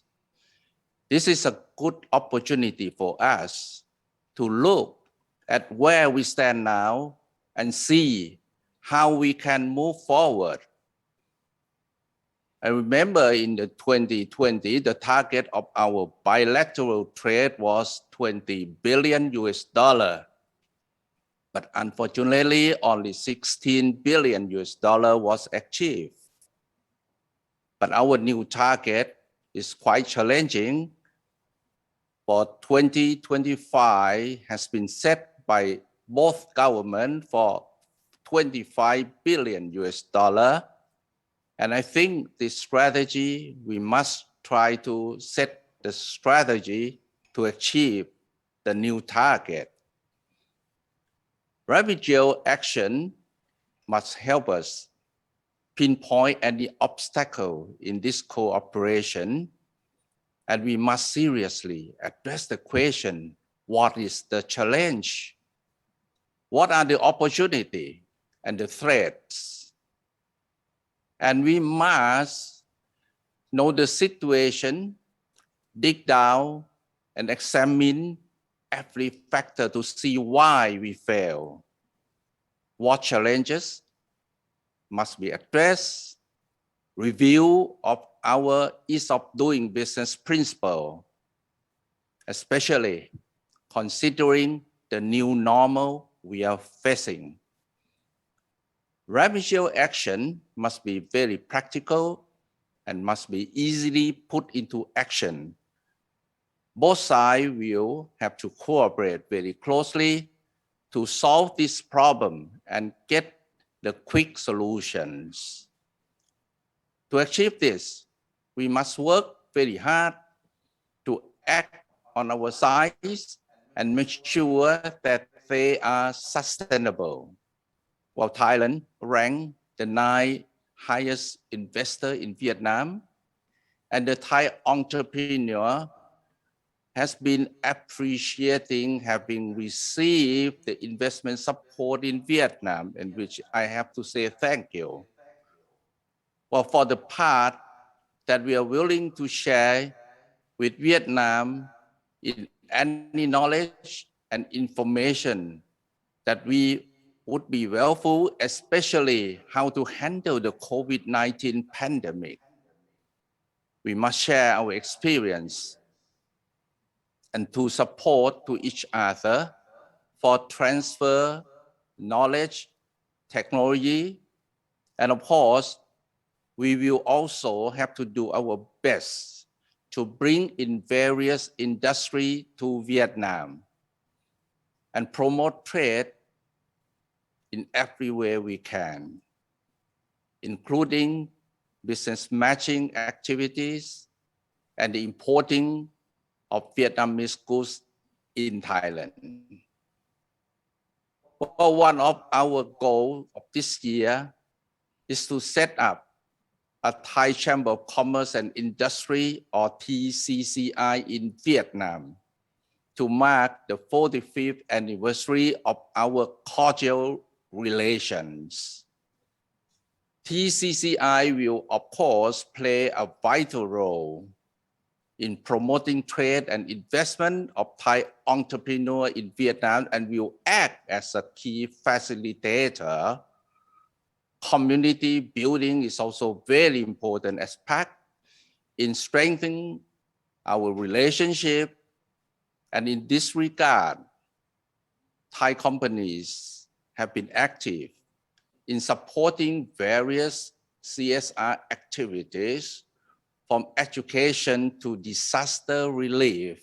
And it is our intention to continue doing this.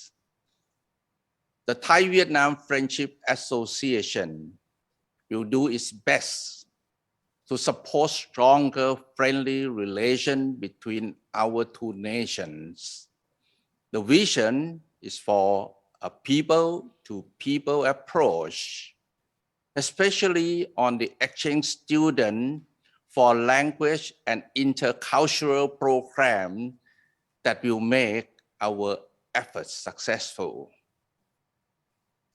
We will work closely with Vietnamese entrepreneurs residing in Thailand as well. The theme today is strengthen partnership, stronger together. I do believe that Thailand and Vietnam will take full advantage of the ACMEX and GMS cooperation framework. But this will take the true commitment from each one of us to achieve this. Individual branches are easy to break, but if they are bundled together, they are so much stronger. So let us commit to this strategic partnership to see solid expansion and increased prosperity. Thank you very much.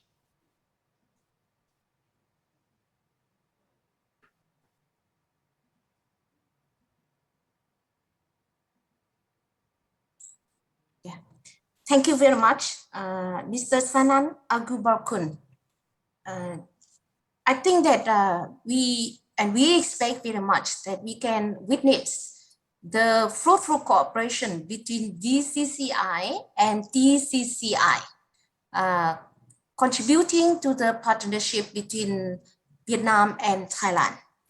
And in your presentation, you raised the question is that where we stand now and how we can move forward. I think that we all here have the same concern, but maybe in different question.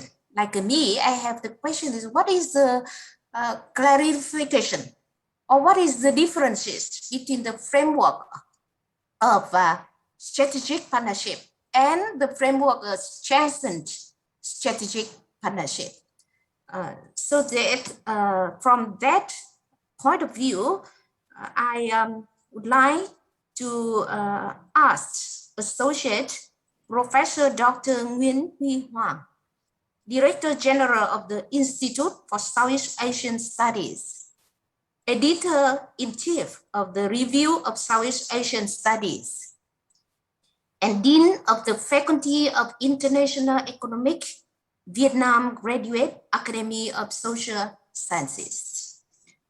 He is a famous researcher in Vietnam, from development study to political economics, contemporary political and security issues in the Southeast Asia, as well as ASEAN. So now I would like to invite Professor Hoàng. You take the microphone, please. Thank you, Chairs, Madam, Ambassador, Dr. Luận Thị Dương. Very good morning. Ambassadors, distinguished guest panelists, ladies and gentlemen. I would like to thank organizer for giving me this opportunity to speak on a very important event on the 45th anniversary of Vietnam-Thailand relations. How we make it stronger together is very important question we should ask in this perspective. And in my speech, I would like to, I'm not going to review that the 45 years of relationship between the two countries. But first point, I would like to emphasize on Vietnam-Thailand relations, a close and promising partnership. And second point, I would like to mention about, to put the big question on how we grow stronger together. It's very important things, because now we are in the changing regional and international orders, and how we confront with this. To be together, to be stronger together, it's very important things. And the first point is that Vietnam-Thailand relations, a close and promising partnership. Why I emphasize that it's close and promising partnership? Because the following point. First, Vietnam and Thailand is active and responsible ASEAN members. We share regional visions and many mutual assistance together. And second point is that the two countries have developed the bilateral relation to strengthen strategic partnerships. Very important. I think that is first in the world, and the first two ASEAN members to form such a high-level relationship. And the enhanced strategic partnership between the two countries has contributed to promoting connectivities in all fields between the two countries. In political, the two countries have established bilateral cooperation mechanisms at all levels. The mechanism of Thailand, Vietnam joint cabinet meetings, I think that is evidence to show that we are having a close and promising partnership together. And third point is that we are active and responsible regarding to process regional issues, especially the issues on South China Seas and on COC finalization process, Code of Conduct finalization process. And Thailand was among Vietnam's top 10 investors at present. That Thailand stayed at 9th place with more than 12.797 billion US dollars, with more than 600 projects invested in Vietnam. And also that trade relation between two countries also promising. Now we stay at close to 20 billions in two-way trade. And we are targeting to reach a 25 billion in few years ahead. That's very promising, very important. evidence to show that relationship between two countries is going the right directions. And also, Thailand is very regular and favorite destination for Vietnamese people that promote tourism development with tourism relationship between two countries. And nowadays, people contact between two countries also very developed, especially many Vietnamese students study in Thailand and many Thai students study in Vietnam, and so develop in private sector cooperation interactions. And besides, also the two countries have great potential for cooperation in all fields. That I didn't identify enough, but that evidence also proves that the relationship between two countries is very close and promising partnership. In the past 45 years, we have developed it because we grow from very tense relationship during Vietnam wars against America. That we can say that two countries is foe. Now we become friends. We become a partnership, strengthen strategic partnership is very important. But now the question rises is that how we grow to stronger together. It's a very important question. And to find answer for this question, I think that first I would like to identify some area of cooperation in futures. First, I think that trade and investment, economic cooperation, it should be developed more with the targets the both governments have set. Also, we try to achieve this. And besides, second point, that second area that we should, two countries should build regional food hubs using technology for smart farming and green growth. I think that Thailand should have Vietnam in futures because agriculture in Thailand is much developed than Vietnam. Also, Thailand also applies some kind of green growth. And that's why we can share together, we have each other to achieve that. And third is that the two countries find a way to establish production chains, especially in agriculture and industry as well. Because of some production chains, value chain have been broken by the pandemic, by the US-China trade war in the past few years.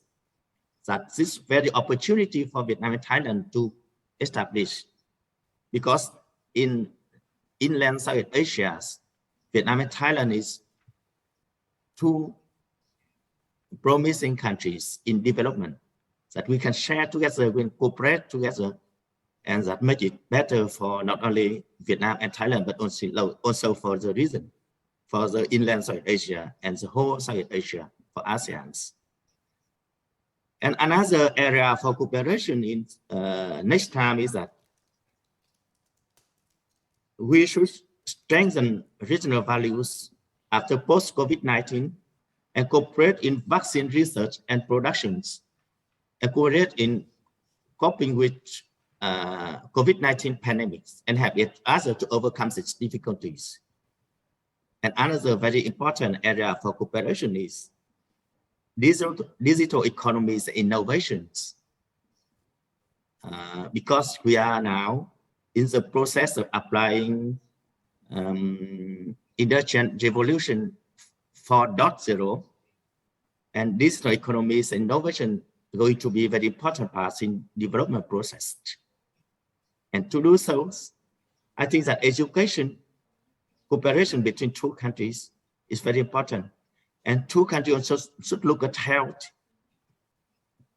cooperations, and both sides should enhance skill of the 21st century for young people and promoting green economies and circular economies in futures. I think that is very important area for cooperation in futures.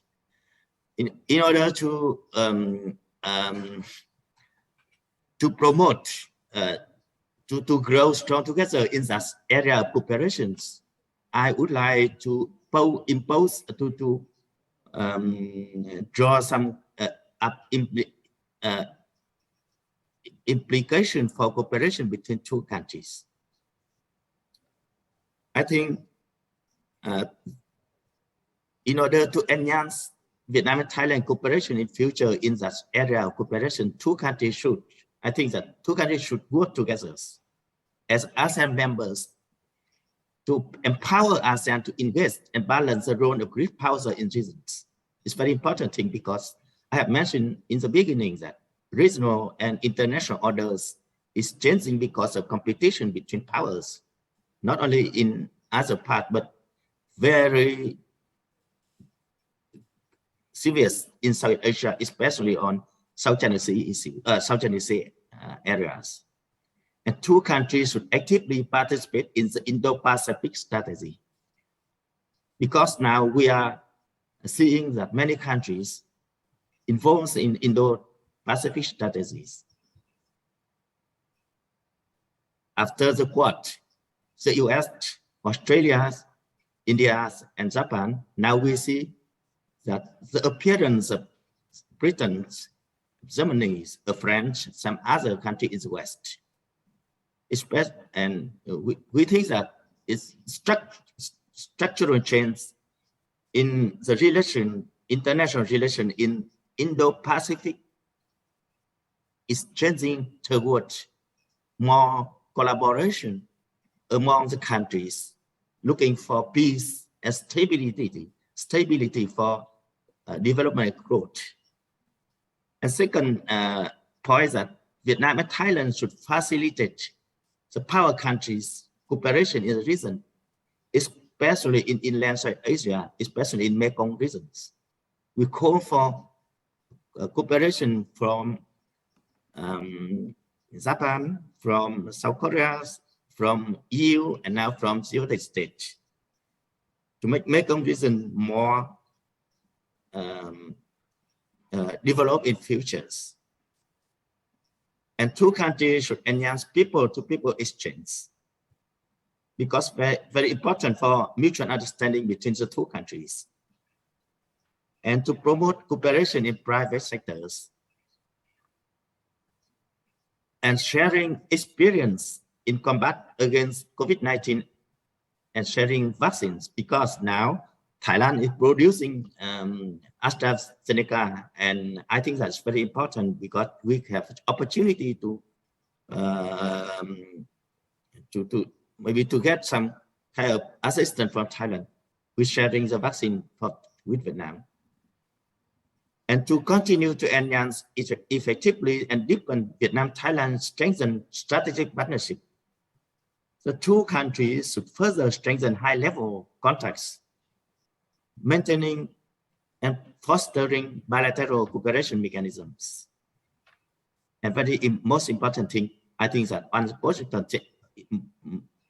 most important thing that the high-level interaction and cooperation mechanism is very important to pave the way for, as some people, some speakers have mentioned that for bottom-up mechanism in cooperation mechanisms.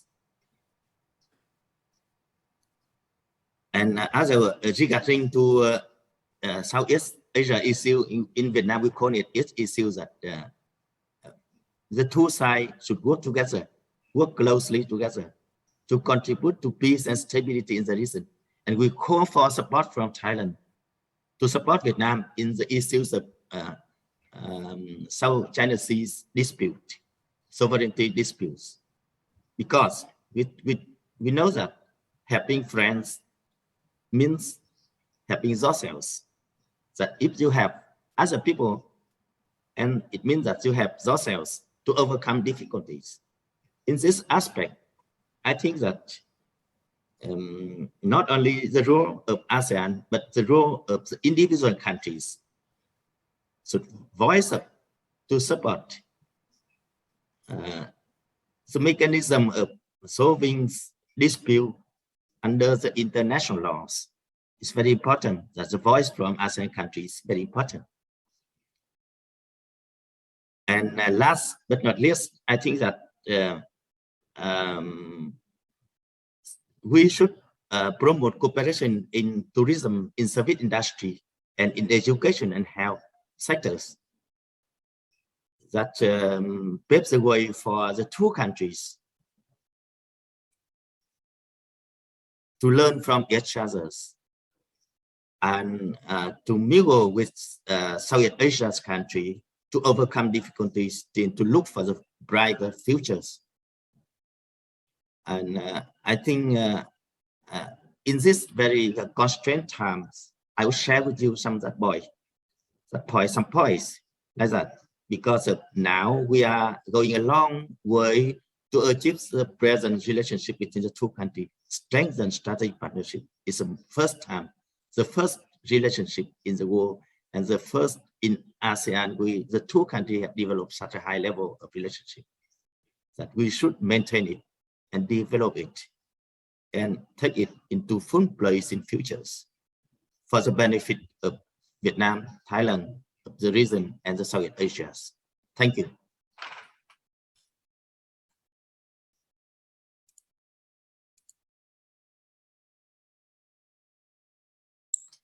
Thank you, Professor Dr. Nguyễn Huy Hoàng.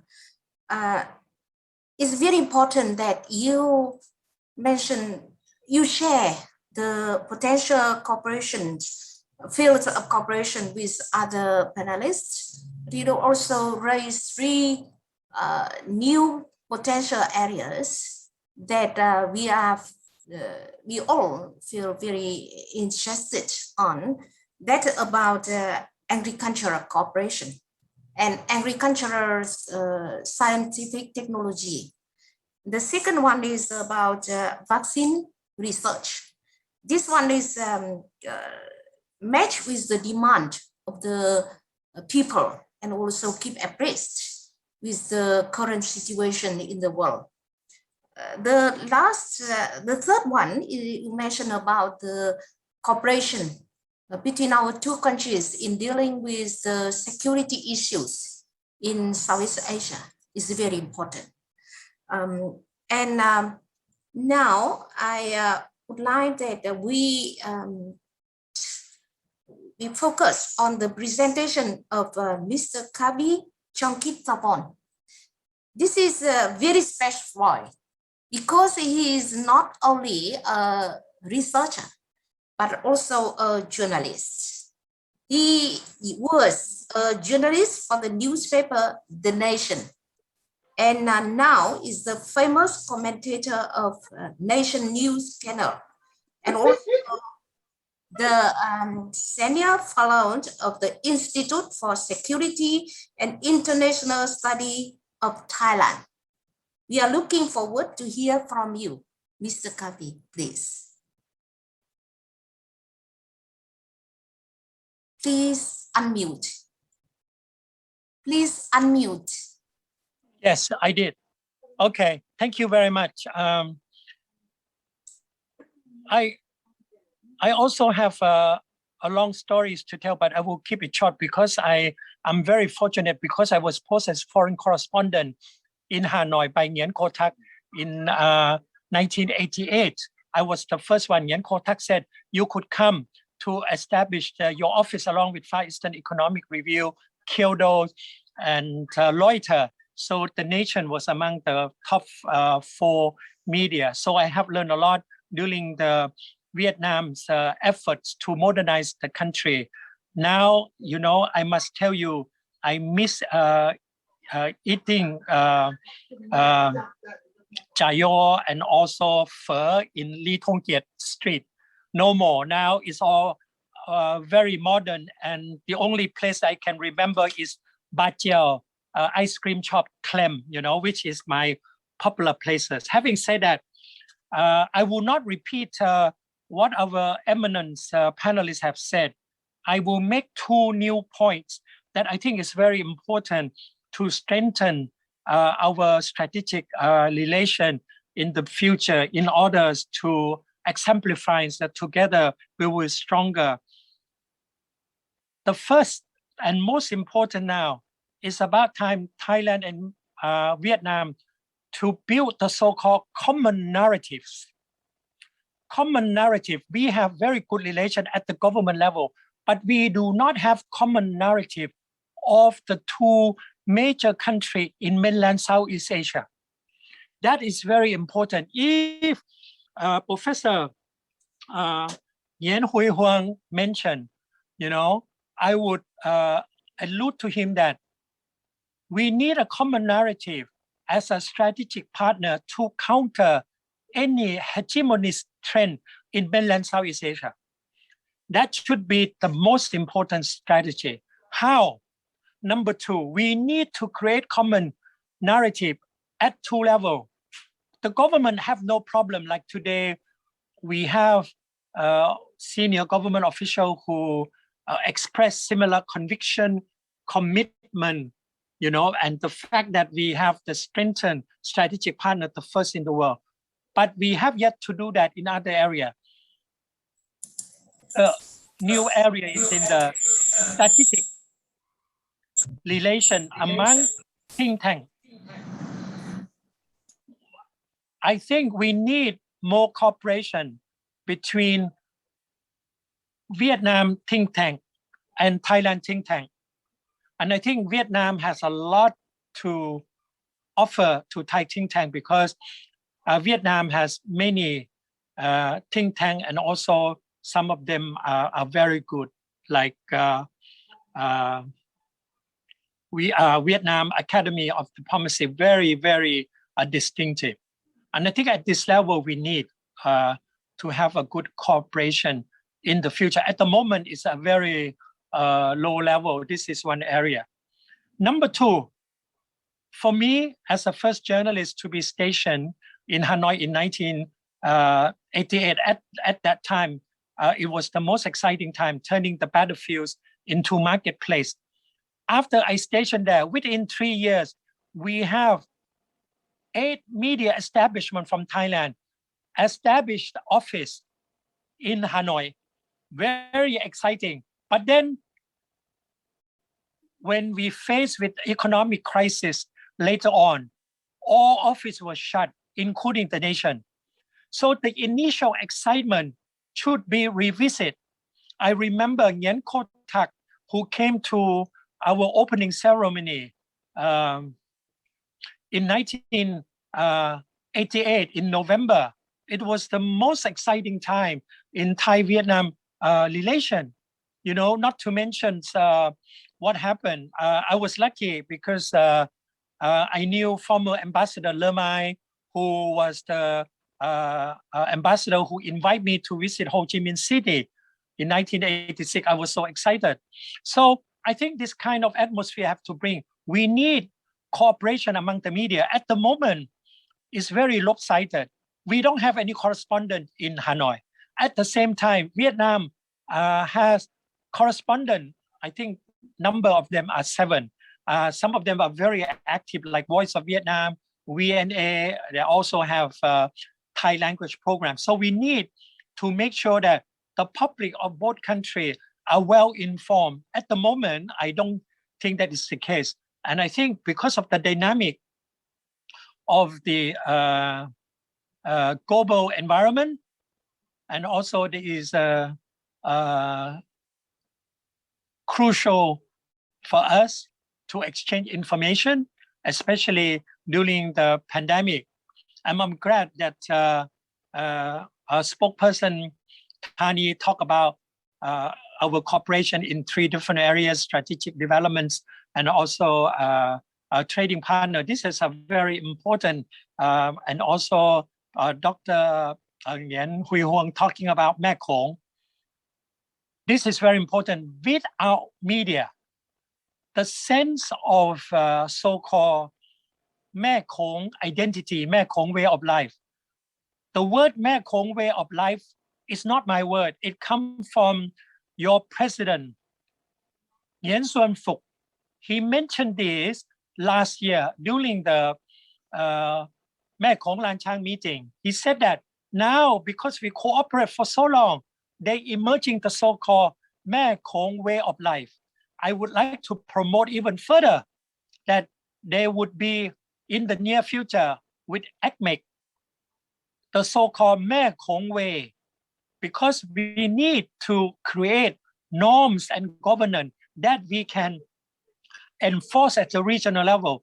You have to remember Mekong now is a new battlefield for major power. And we, like parent country, we have to establish ourselves, our code of conduct, our Mekong ways, our norms, so that other outside power will respect us and follow us, so that we can control the destiny of our Mekong region, so that we can synergize with America, with China, with Japan, with South Korea, New Zealand. I can name on and on, because there are more than 13 countries that cooperate in sub-Mekong region. So we need the cooperation of media sector. So we need, at the moment, we don't have that kind of private sector. I think, think tank or private sector, Thai Vietnam Business Chamber of Commerce could help to forge closer relation between media and journalists between Thailand and Vietnam. That will increase the level of understanding and close cooperation. Thank you very much.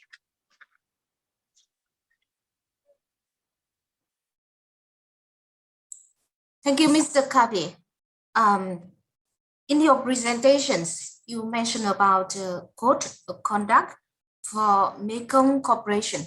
I think it's very thoughtful and brainstormed point that we all need to have more elaboration. And now, next, we will have the last but most important speaker of this session. That's Mr. Ho Van Lam, Chairman of Thai Vietnamese Business Association.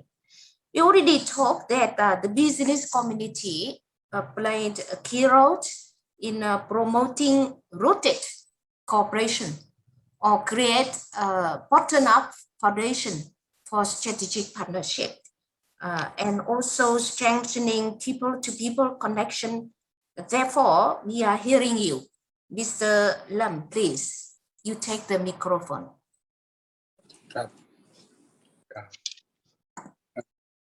Kính thưa bác Phan Chí Thành, đại sứ Việt Nam nước Thái ạ. กล่าวสวัสดีท่านเอกอัครราชทูตนิกรเดชนะครับแล้วก็ท่านธานีแสงรัตน์นะฮะก็ผมเคยไปกับท่านครับท่านอดีตท่านทูตไทยประจำเวียดนามนะครับผมรู้สึกเป็นเกียรติอย่างยิ่งครับที่ได้ครับเข้าร่วมประชุมในครั้งนี้กล่าวถึงก็ต้องสวัสดีท่านดร.ลีด้วยที่พูดถึงเวียดเกี่ยวครับนะครับเวียดเกี่ยวของคนไทยนะครับคนที่นี่ผมก็อยู่ในช่วงสมัยนั้นเหมือนกันครับก็เป็นเวียดเกี่ยวคนหนึ่งครับอยู่ในช่วงนั้นเลยครับวันนี้เลยต้องพูดไทยครับก็ผมนายทองคุณธัญวัฒน์นะครับนายกสมาคมนักธุรกิจไทยเวียดนามแห่งประเทศไทยครับก็ดูแลนะฮะในด้านการค้าแล้วก็ธุรกิจไทยเวียดนามในการลงทุนความสัมพันธ์นักธุรกิจไทยเวียดนามในปัจจุบันนะอยู่ในระดับที่ดีมากนะครับไม่มีปัญหาข้างค้างครับมีการแลกเปลี่ยนแล้วก็เยือนระดับต่อเนื่องมีการร่วมมือถึงระดับท้องถิ่นและมีทางเชื่อมโยงถึงค่อนข้างสะดวกในทุกด้านเช่นการค้าการลงทุนและการท่องเที่ยวและการบริการนะครับปัจจุบันเวียดนาม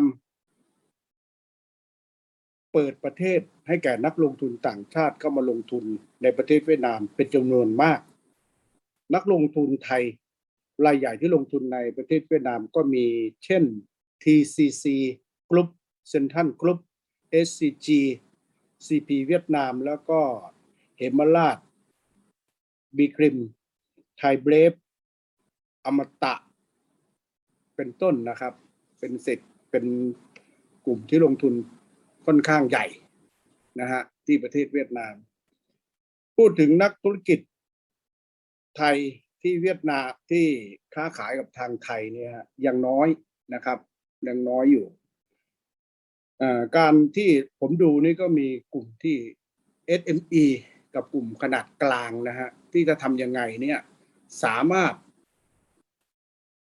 นำสินค้าทางเวียดนามครับนะฮะที่จะเข้ามาให้มันดูมีตัวเลขที่บาลานซ์ผมพูดว่ามันระหว่างไทยกับทางเวียดนามเนี่ยค่อนข้างเวียดนามไทยไปลงทุนทางเวียดนามนี่ค่อนข้างสูงนะฮะตัวเลขแต่ทางเวียดนามที่เอานำสินค้าหรือการค้าระหว่างไทยกับเวียดนามนี่ดูยังน้อยอยู่นะครับอันนี้ก็คือผมดูในภาพรวมตรงนี้นะฮะส่วนในอีกด้านหนึ่งในด้านธุรกิจที่เราดำเนินการอยู่ก็มีสินค้าที่เรานำมาจำหน่ายทำเป็นศูนย์การค้าแต่ทีนี้สินค้าของทางเวียดนามมาไทยเนี่ยก็จะมาเฉพาะกรุงเทพนะครับเมืองใหญ่แต่แถบอีสานนี่น้อยมากอีสานนี่ก็เป็นตลาดกลุ่มหนึ่งแต่เราก็ไม่ได้ลงทุนหรือว่าดำเนินการนำสินค้าตรงของทางเวียดนามมาได้เพราะมันก็ยังติดอุปสรรคอีกหลายอย่างนะครับอันนี้ก็เรียนให้ทราบว่านี่ผมดูในด้านธุรกิจก็มองเห็นปัญหาแล้วก็ที่จะพัฒนาตรงนี้ไปได้บทบาทของสมาคมนักธุรกิจไทยเวียดนามอยู่ในประเทศไทยก็เป็นศูนย์ประสานงานระหว่างไทยเวียดนามและยังเป็นทำหน้าที่เสมือนเป็นประสานงานระหว่างนักธุรกิจไทยเวียดนามกับภาครัฐและต่างประเทศและผมยังเป็นสมาชิกของสมาพันธ์นักธุรกิจไทยเวียดนามโพ้นทะเลเพราะผมก็ได้เคยจัดประชุมนะครับในปี2019ทั้งหมดก็มีทั้งหมด28ประเทศนะฮะที่เราจะทำให้นักธุรกิจต่างประเทศที่เวียดนามและมาไทยเนี่ยได้รู้จักแล้วก็เชื่อมนักธุรกิจไทยกับเวียดนามวันนั้นก็มีท่านสนั่นมาเป็นเกียรติด้วยปีนั้นครับท่านประธานสนั่นครับก็ขอบคุณท่านนะครับส่วนในด้านการค้าระหว่างไทยกับเวียดนามเราก็จะมีการนำสินค้าทางเวียดนามนะครับที่เป็นพวกแฮนด์เมดพวกสินค้าที่ว่าชิ้นไม่ใหญ่มากนะครับที่นำมาแล้วมาจำหน่ายที่แถบนี้ได้แต่ยังไม่มากเท่าที่ควรพอดีมันติดจังหวะโควิดพอดีเลยเราทำอะไรไม่ได้มากอันนี้ก็จะมองเห็นหลังโควิดนี่เราคงจะนำสินค้าหรือต่างๆเข้ามาเพื่อจะมาจำหน่ายในประเทศไทยนะครับแล้วก็กิจกรรมต่างๆดังกล่าวที่ได้ทำถึงแล้วก็ถึงพูดถึงประเทศเวียดนามร่วมมือกับประเทศไทยในการพูดโอกาสที่นำเสนอต่อรัฐบาลมีดังนี้ครับข้อเสนอทั้งสองประเทศมีนโยบายสนับสนุนช่วยเหลือนักธุรกิจประกอบการไทยเวียดนามในช่วงเวลาเกิดขึ้นในช่วงโควิด-19 นะครับข้อที่1ข้อที่2มีโครงการสนับสนุนในการเปลี่ยนนักธุรกิจผู้ประกอบการวัยหนุ่มสาวระหว่าง2ประเทศเพื่อสร้างความสัมพันธ์ระหว่างด้านเศรษฐกิจและด้านการลงทุนและการท่องเที่ยวอันนี้ก็อยากให้ทางรัฐบาลไทยและก็ทางเวียดนามได้มองนึกถึงแล้วก็หนุ่มสาวนะฮะที่จะเป็นนักธุรกิจด้านต่อไปก็ขอเพียงเท่านี้ฮะทุกอย่างท่านผู้ใหญ่ก็พูดได้หมดละภาพรวมนะครับผมขอเพิ่มเติมมันต่อไปนี้ขอขอบคุณครับ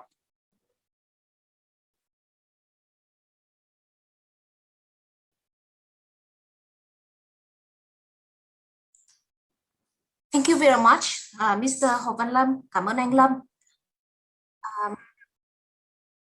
Now the time for the sessions 1, session 2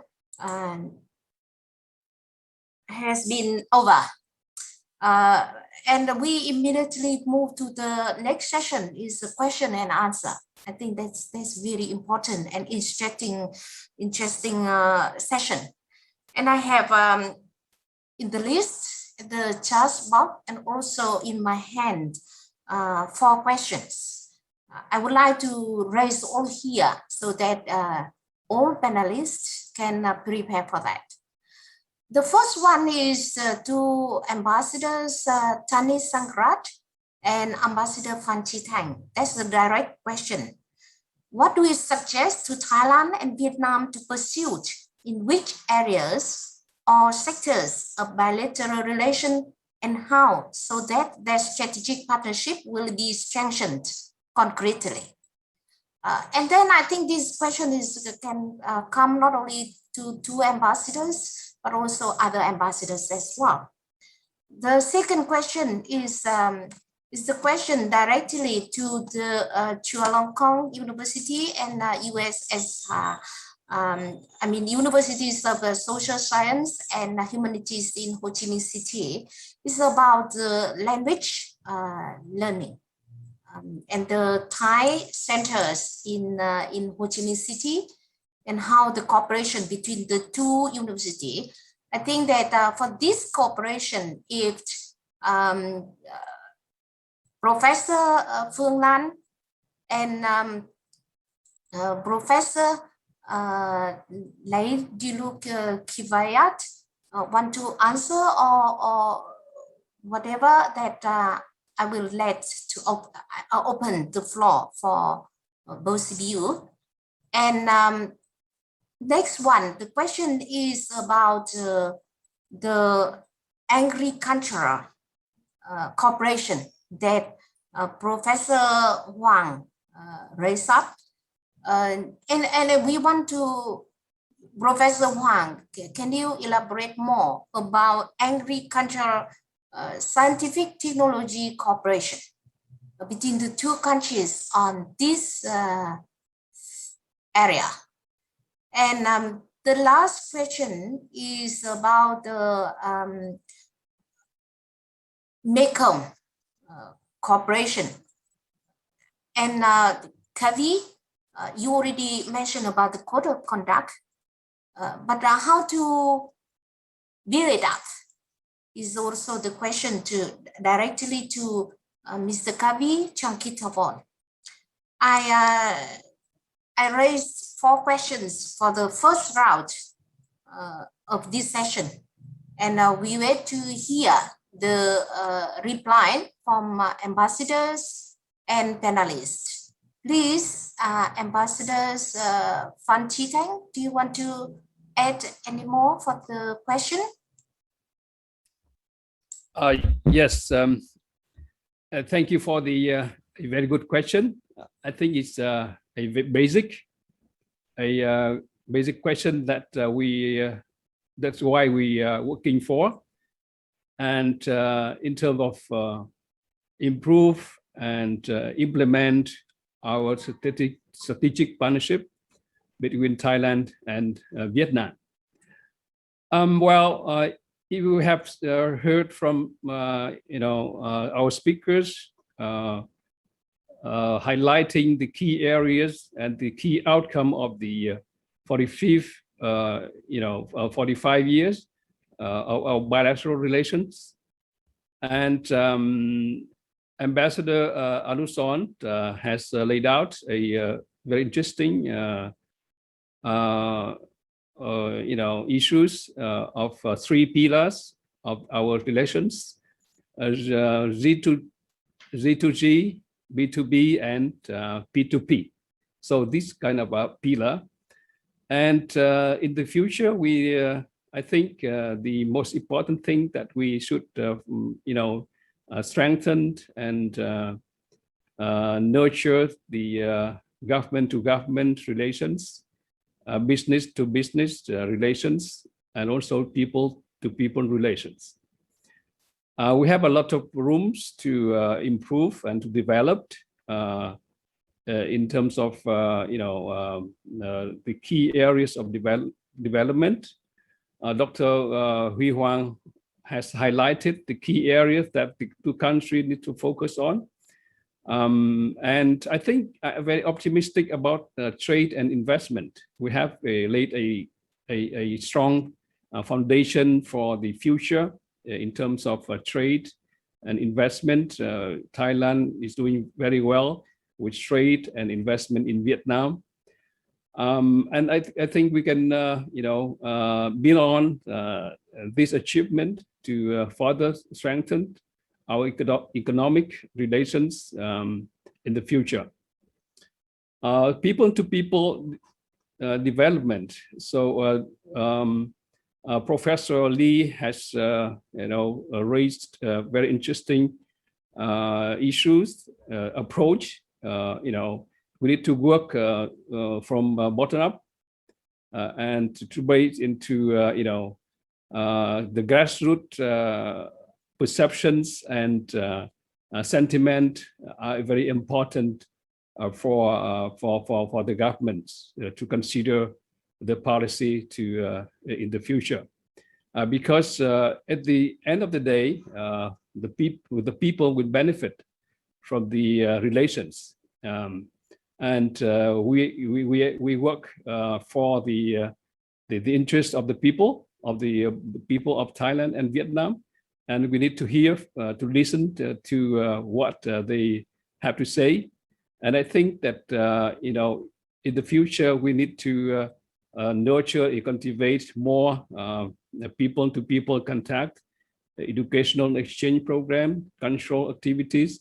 And here is the role of the Friendship Association is very important, like Khun Sanan has mentioned. And I think in terms of government-to-government relations, all speakers have agreed that we need to strengthen the bilateral mechanism between the two countries. And Ambassador Anusant mentioned the more sequence of the joint cabinet retreats, and to make it like annual and workable and operational to serve the interests of business and the people of the two countries. So we have many things to look at, and I think in the future we need to talk to each other, to exchange views more frequently. I think this kind of seminar are very important in terms of brainstorming what the best way we should move forward. Thank you.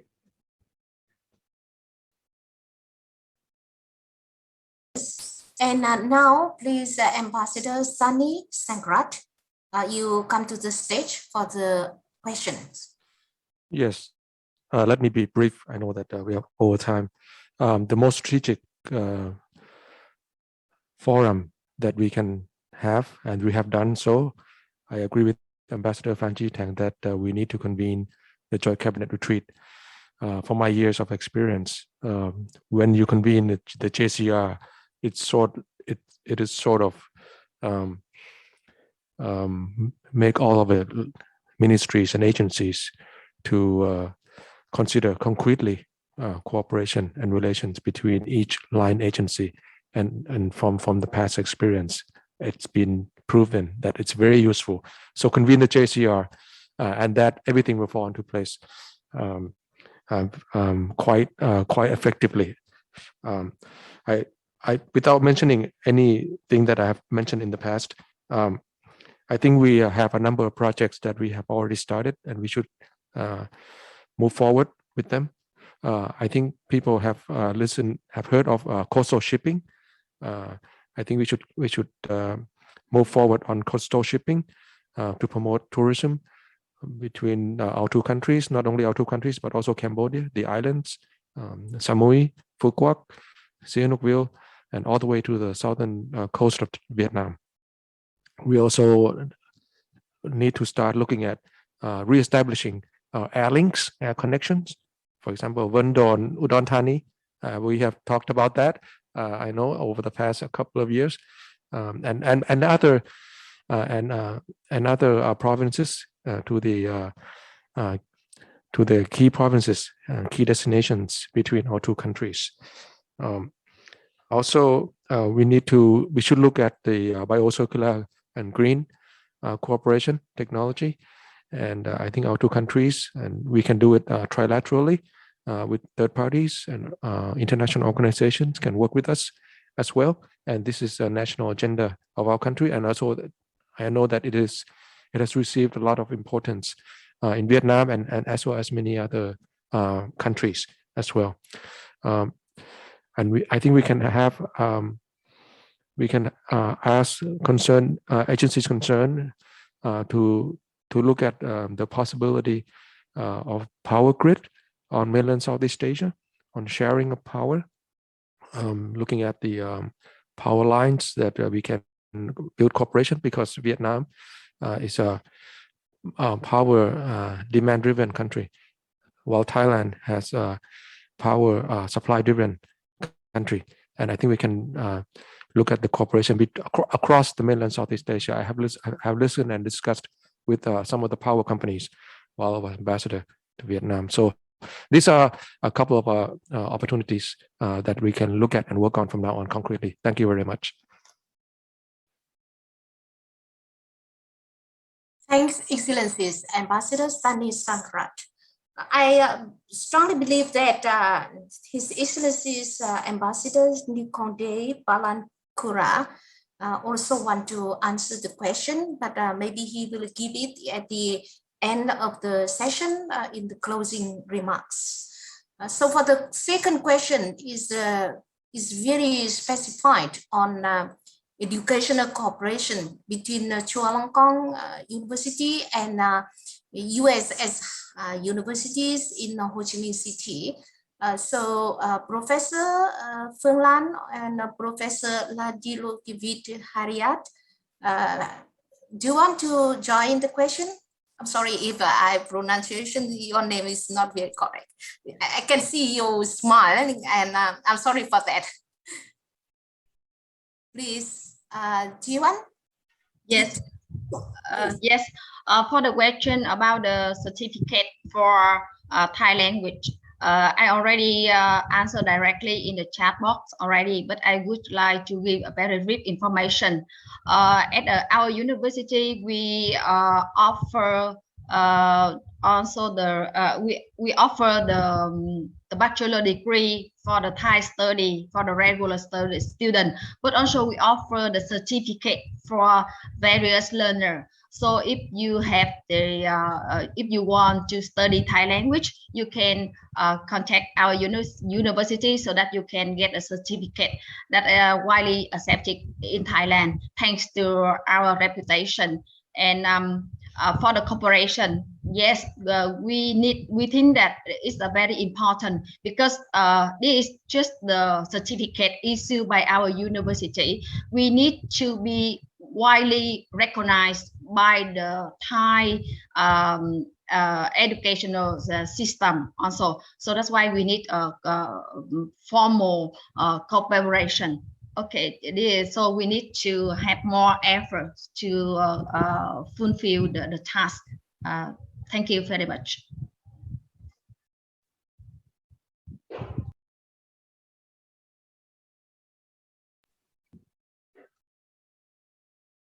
Is it my turn? Can I speak now?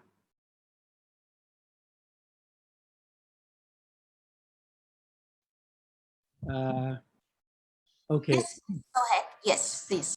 Okay.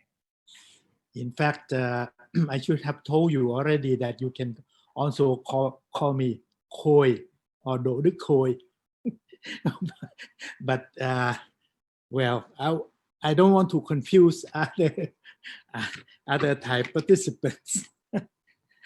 Well, I think talking about language teaching, I'm not from the faculty that are directly dealing with language teaching, but what I can tell you is that the language teaching, particularly the Vietnamese language, is quite fluctuating, because language teaching is not only thing that you should consider on the provider, but you have to think about the client or those who demand this service.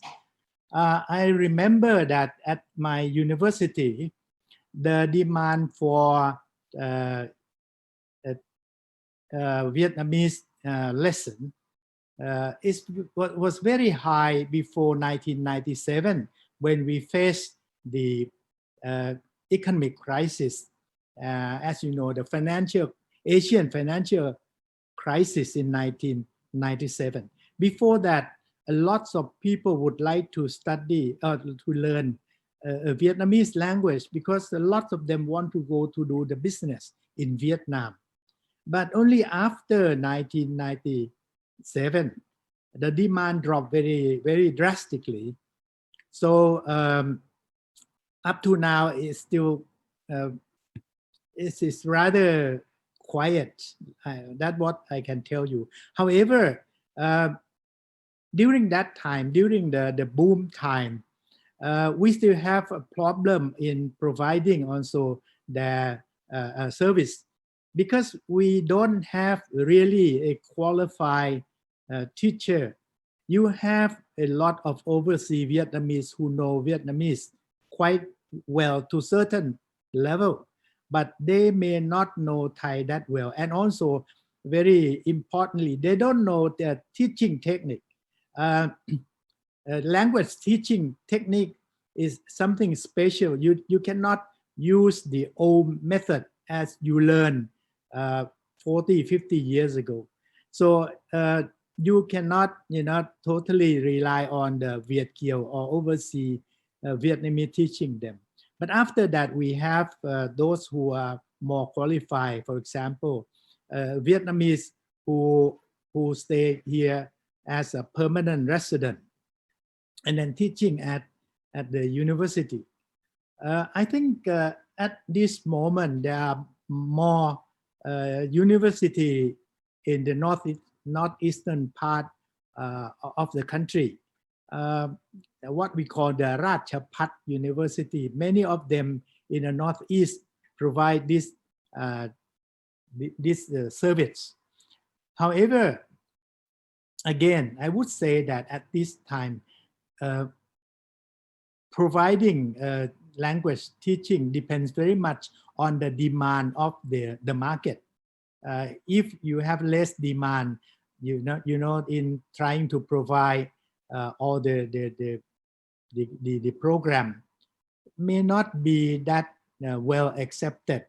However, in terms of the quality of teaching, only going to university for a certain period of time, that might not be that effective.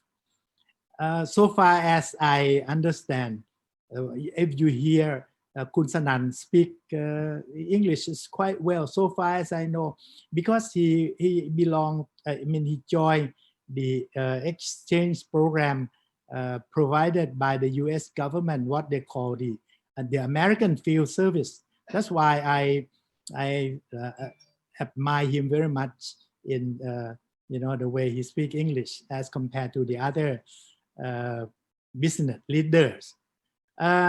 What I just would like to say is that if you compare those who are fluent in between Thai language and Vietnamese, you'll find that you have more Vietnamese who are fluent in Thai than the Thai who can speak Vietnamese. I don't know whether this is also the problem at the diplomatic level or not. Anytime you go to Vietnam, you find that the Vietnamese guide are very fluent and speak Thai as if they were Thai, but you don't have Thai who speak Vietnamese that well. Okay, you may argue that many of them, particularly the older one, would be the Vietnamese return or the return, what they call the return overseas Vietnamese or Viet Kieu Hoi Hương. They may be here up to 10, 12 years of age, and then they learn Thai quite well. But I think up to now, we don't have Thai students who speak Vietnamese that well as compared to the Vietnamese. However, as I said, that the best way to learn language is not just to be kept in the classroom, but you need strongly need a kind of exchange program for both students and teaching staff to stay in Thailand for some months with the Vietnamese, the overseas Vietnamese family or Thai family. That would help a lot. So don't concentrate only on the provision of the program, but also you may have to think about how to manage the whole process of language learning. Thank you. Thank you. Thank you very much, Professor Khoi. So let me call you that name rather than Thai names, because I'm afraid I will make the wrong pronunciation and it will make us smile at me again. Regarding the third question relating to agricultural scientific technology, we are listening to Professor Wang. Can you give us more elaboration on that, please?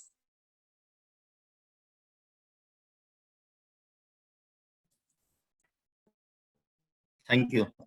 I will shortly respond to the question because also time is also short time. In my speech, I also mentioned about cooperation between Vietnam and Thailand in agricultural sectors. And I think that we are Vietnam and Thailand based from agricultural sectors. And that's why the cooperation in agricultural sector is very important. We should look at how the two countries should cooperate in agricultural lands use plannings. Very important. And first, and second thing is research in agricultural research for the better plant seeds. And cooperation in post-harvest productions. And also, I think that Thailand did very well in large-scale farming model. That also we should cooperate in sharing experience in large-scale farming model. And also we would cooperate in applied technologies, agricultural technologies in sustainable farming, and to overcome that climate change impact at present. And the other aspects, the most important things that the two countries should cooperate in how to produce and consume agricultural products, especially for export of agricultural products. It's very important.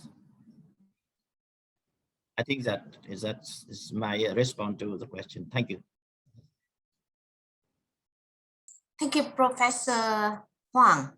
And we have the last question in the first round is about the code of conduct in Mekong.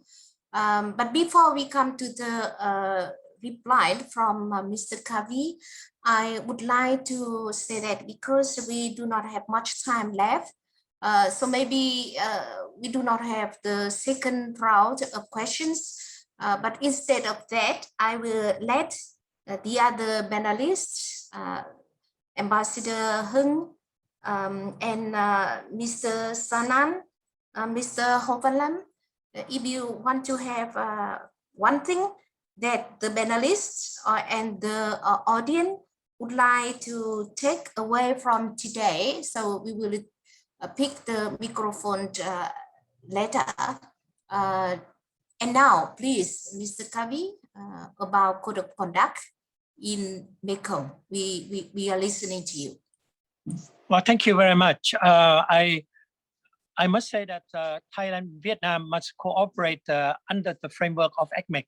And ECMEC will allow us to create a so-called mode of practice that acceptable among a riparian country. For example, if a riparian country agree to set up water regime among us, then we can manage it and learn from each other so that outsider cannot impose on any on us. So I think it's very important that ACMEC, whatever we do, will set a very good example, norm and practice. That is the way to go.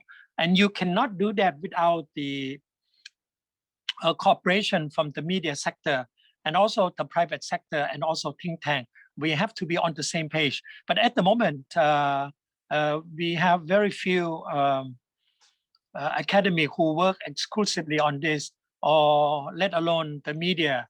I think we need more coverage and encouragement and free flow of information so that we can create normal common narrative to push this forward. Thank you. Thank you, Mr. Kavi. And as I said, now Ambassador Nguyen Duy Hưng, do you want to have some point share with the audience or not? Or Mr. Lam and Mr. Sanan, do you want to join? Mr. Sanan, please. Well, I think no more congratulations. I think all the success, and if anything for the Thai chambers can do anything, just let us know. Thank you. Thank you. And Mr. Lam, please. ไม่ครับ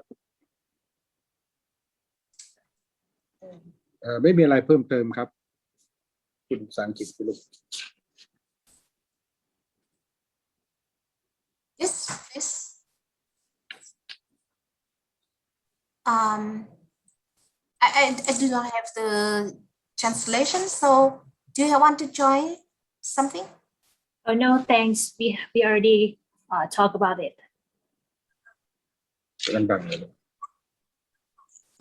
So thank you, Mr. Lam. And in the chat box, I think that we have still 2 more questions, but it's rather the suggestion than the question, because it talk about the tourism and enhance or promote the tourism to ancient places. And also we should enhance the festival, food festival, culture festival.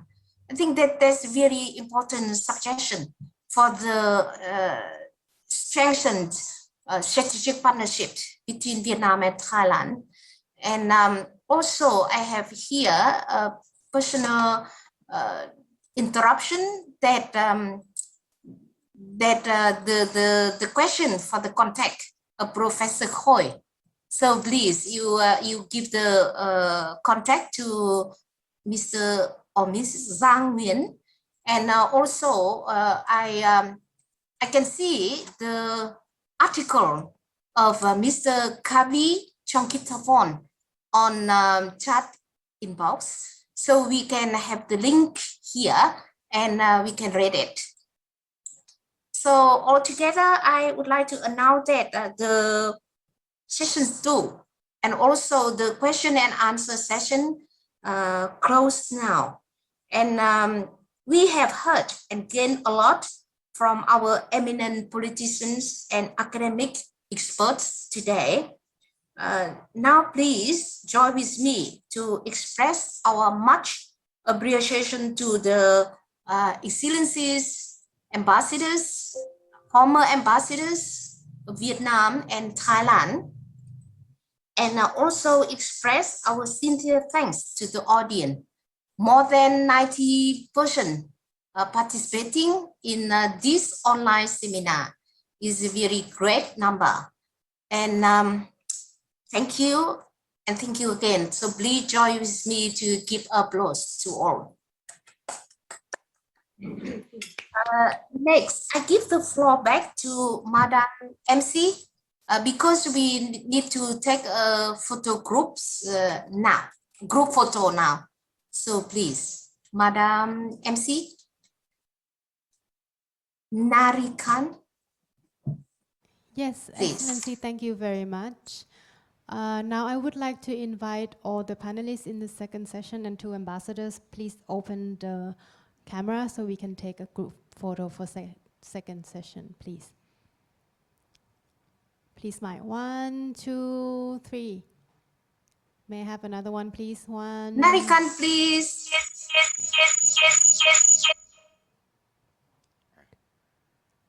Yes, okay, you hear me?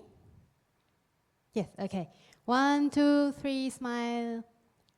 Thank you very much, Excellencies and all our panelists. Now we have reached the last session of today's seminar. May I now invite His Excellency Mr. Nikondet Palangkul, Ambassador of Thailand to Vietnam, to deliver his closing remarks. Thank you. Thank you very much. Today we've heard so many pertinent points, insights and wisdoms which have been raised from our participants, former ambassadors, academics, researchers, private sectors. These are also very, very valuable, and the embassy as a co-host will make sure that all these recommendations be translated into concrete actions. I noticed that most participants view that there are so many opportunities that we can explore further. However, I do have the impression that while we have to strengthen our geopolitical positioning and our economics cooperation is doing well, that everybody has mentioned the people-to-people connectivity.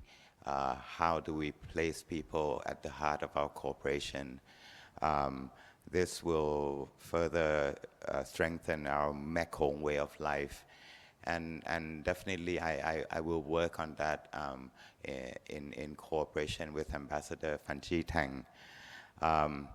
In the interest of time, I would like to again express my sincere thanks to all the honorable panelists, moderator, Ambassador Luan, for your able moderatorship, all participants both from Thailand and Vietnam, in making this morning seminar a very, very meaningful conversation, deliberations. I thank you very much. Xin Chen Chong Cảm ơn. Thank you. ขอบคุณครับ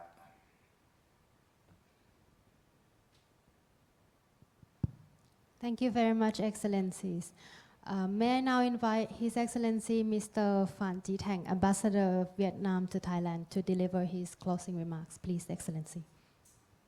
I will keep short, and because the ambassador Nikondet Palangkul has wrapped up the seminar, and I would like to take this opportunity to thank all distinguished speakers, participants for the insights, and for the questions, for the answers, and the seminar was so interesting that we did not notice that time was running out, and the special thanks go to to Ambassador Luân Thị Dương for her enable and excellent moderations, and we hope that we will have in close cooperation with the Royal Thai Embassy in Hanoi in the future for beyond this success of the seminar. We will think more about the joint activities of between the two embassies for the benefit of the two countries. And finally, I would like to thank the team from the Royal Thai Embassy and the team from the Embassy of Vietnam in Thailand, and the team from the DAV for the excellent job to organize this seminar. And may I wish you all the good health, stay safe, and the success in the future. Thank you.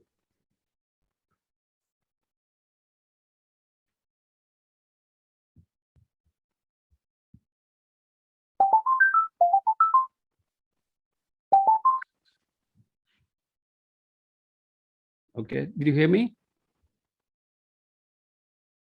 And the record of the seminar can be reached on our Facebook page, and we can listen to the smooth record right after the seminar. Thank you very much for today. Xin trân trọng cảm ơn. Thank you. Thank you. Thank you.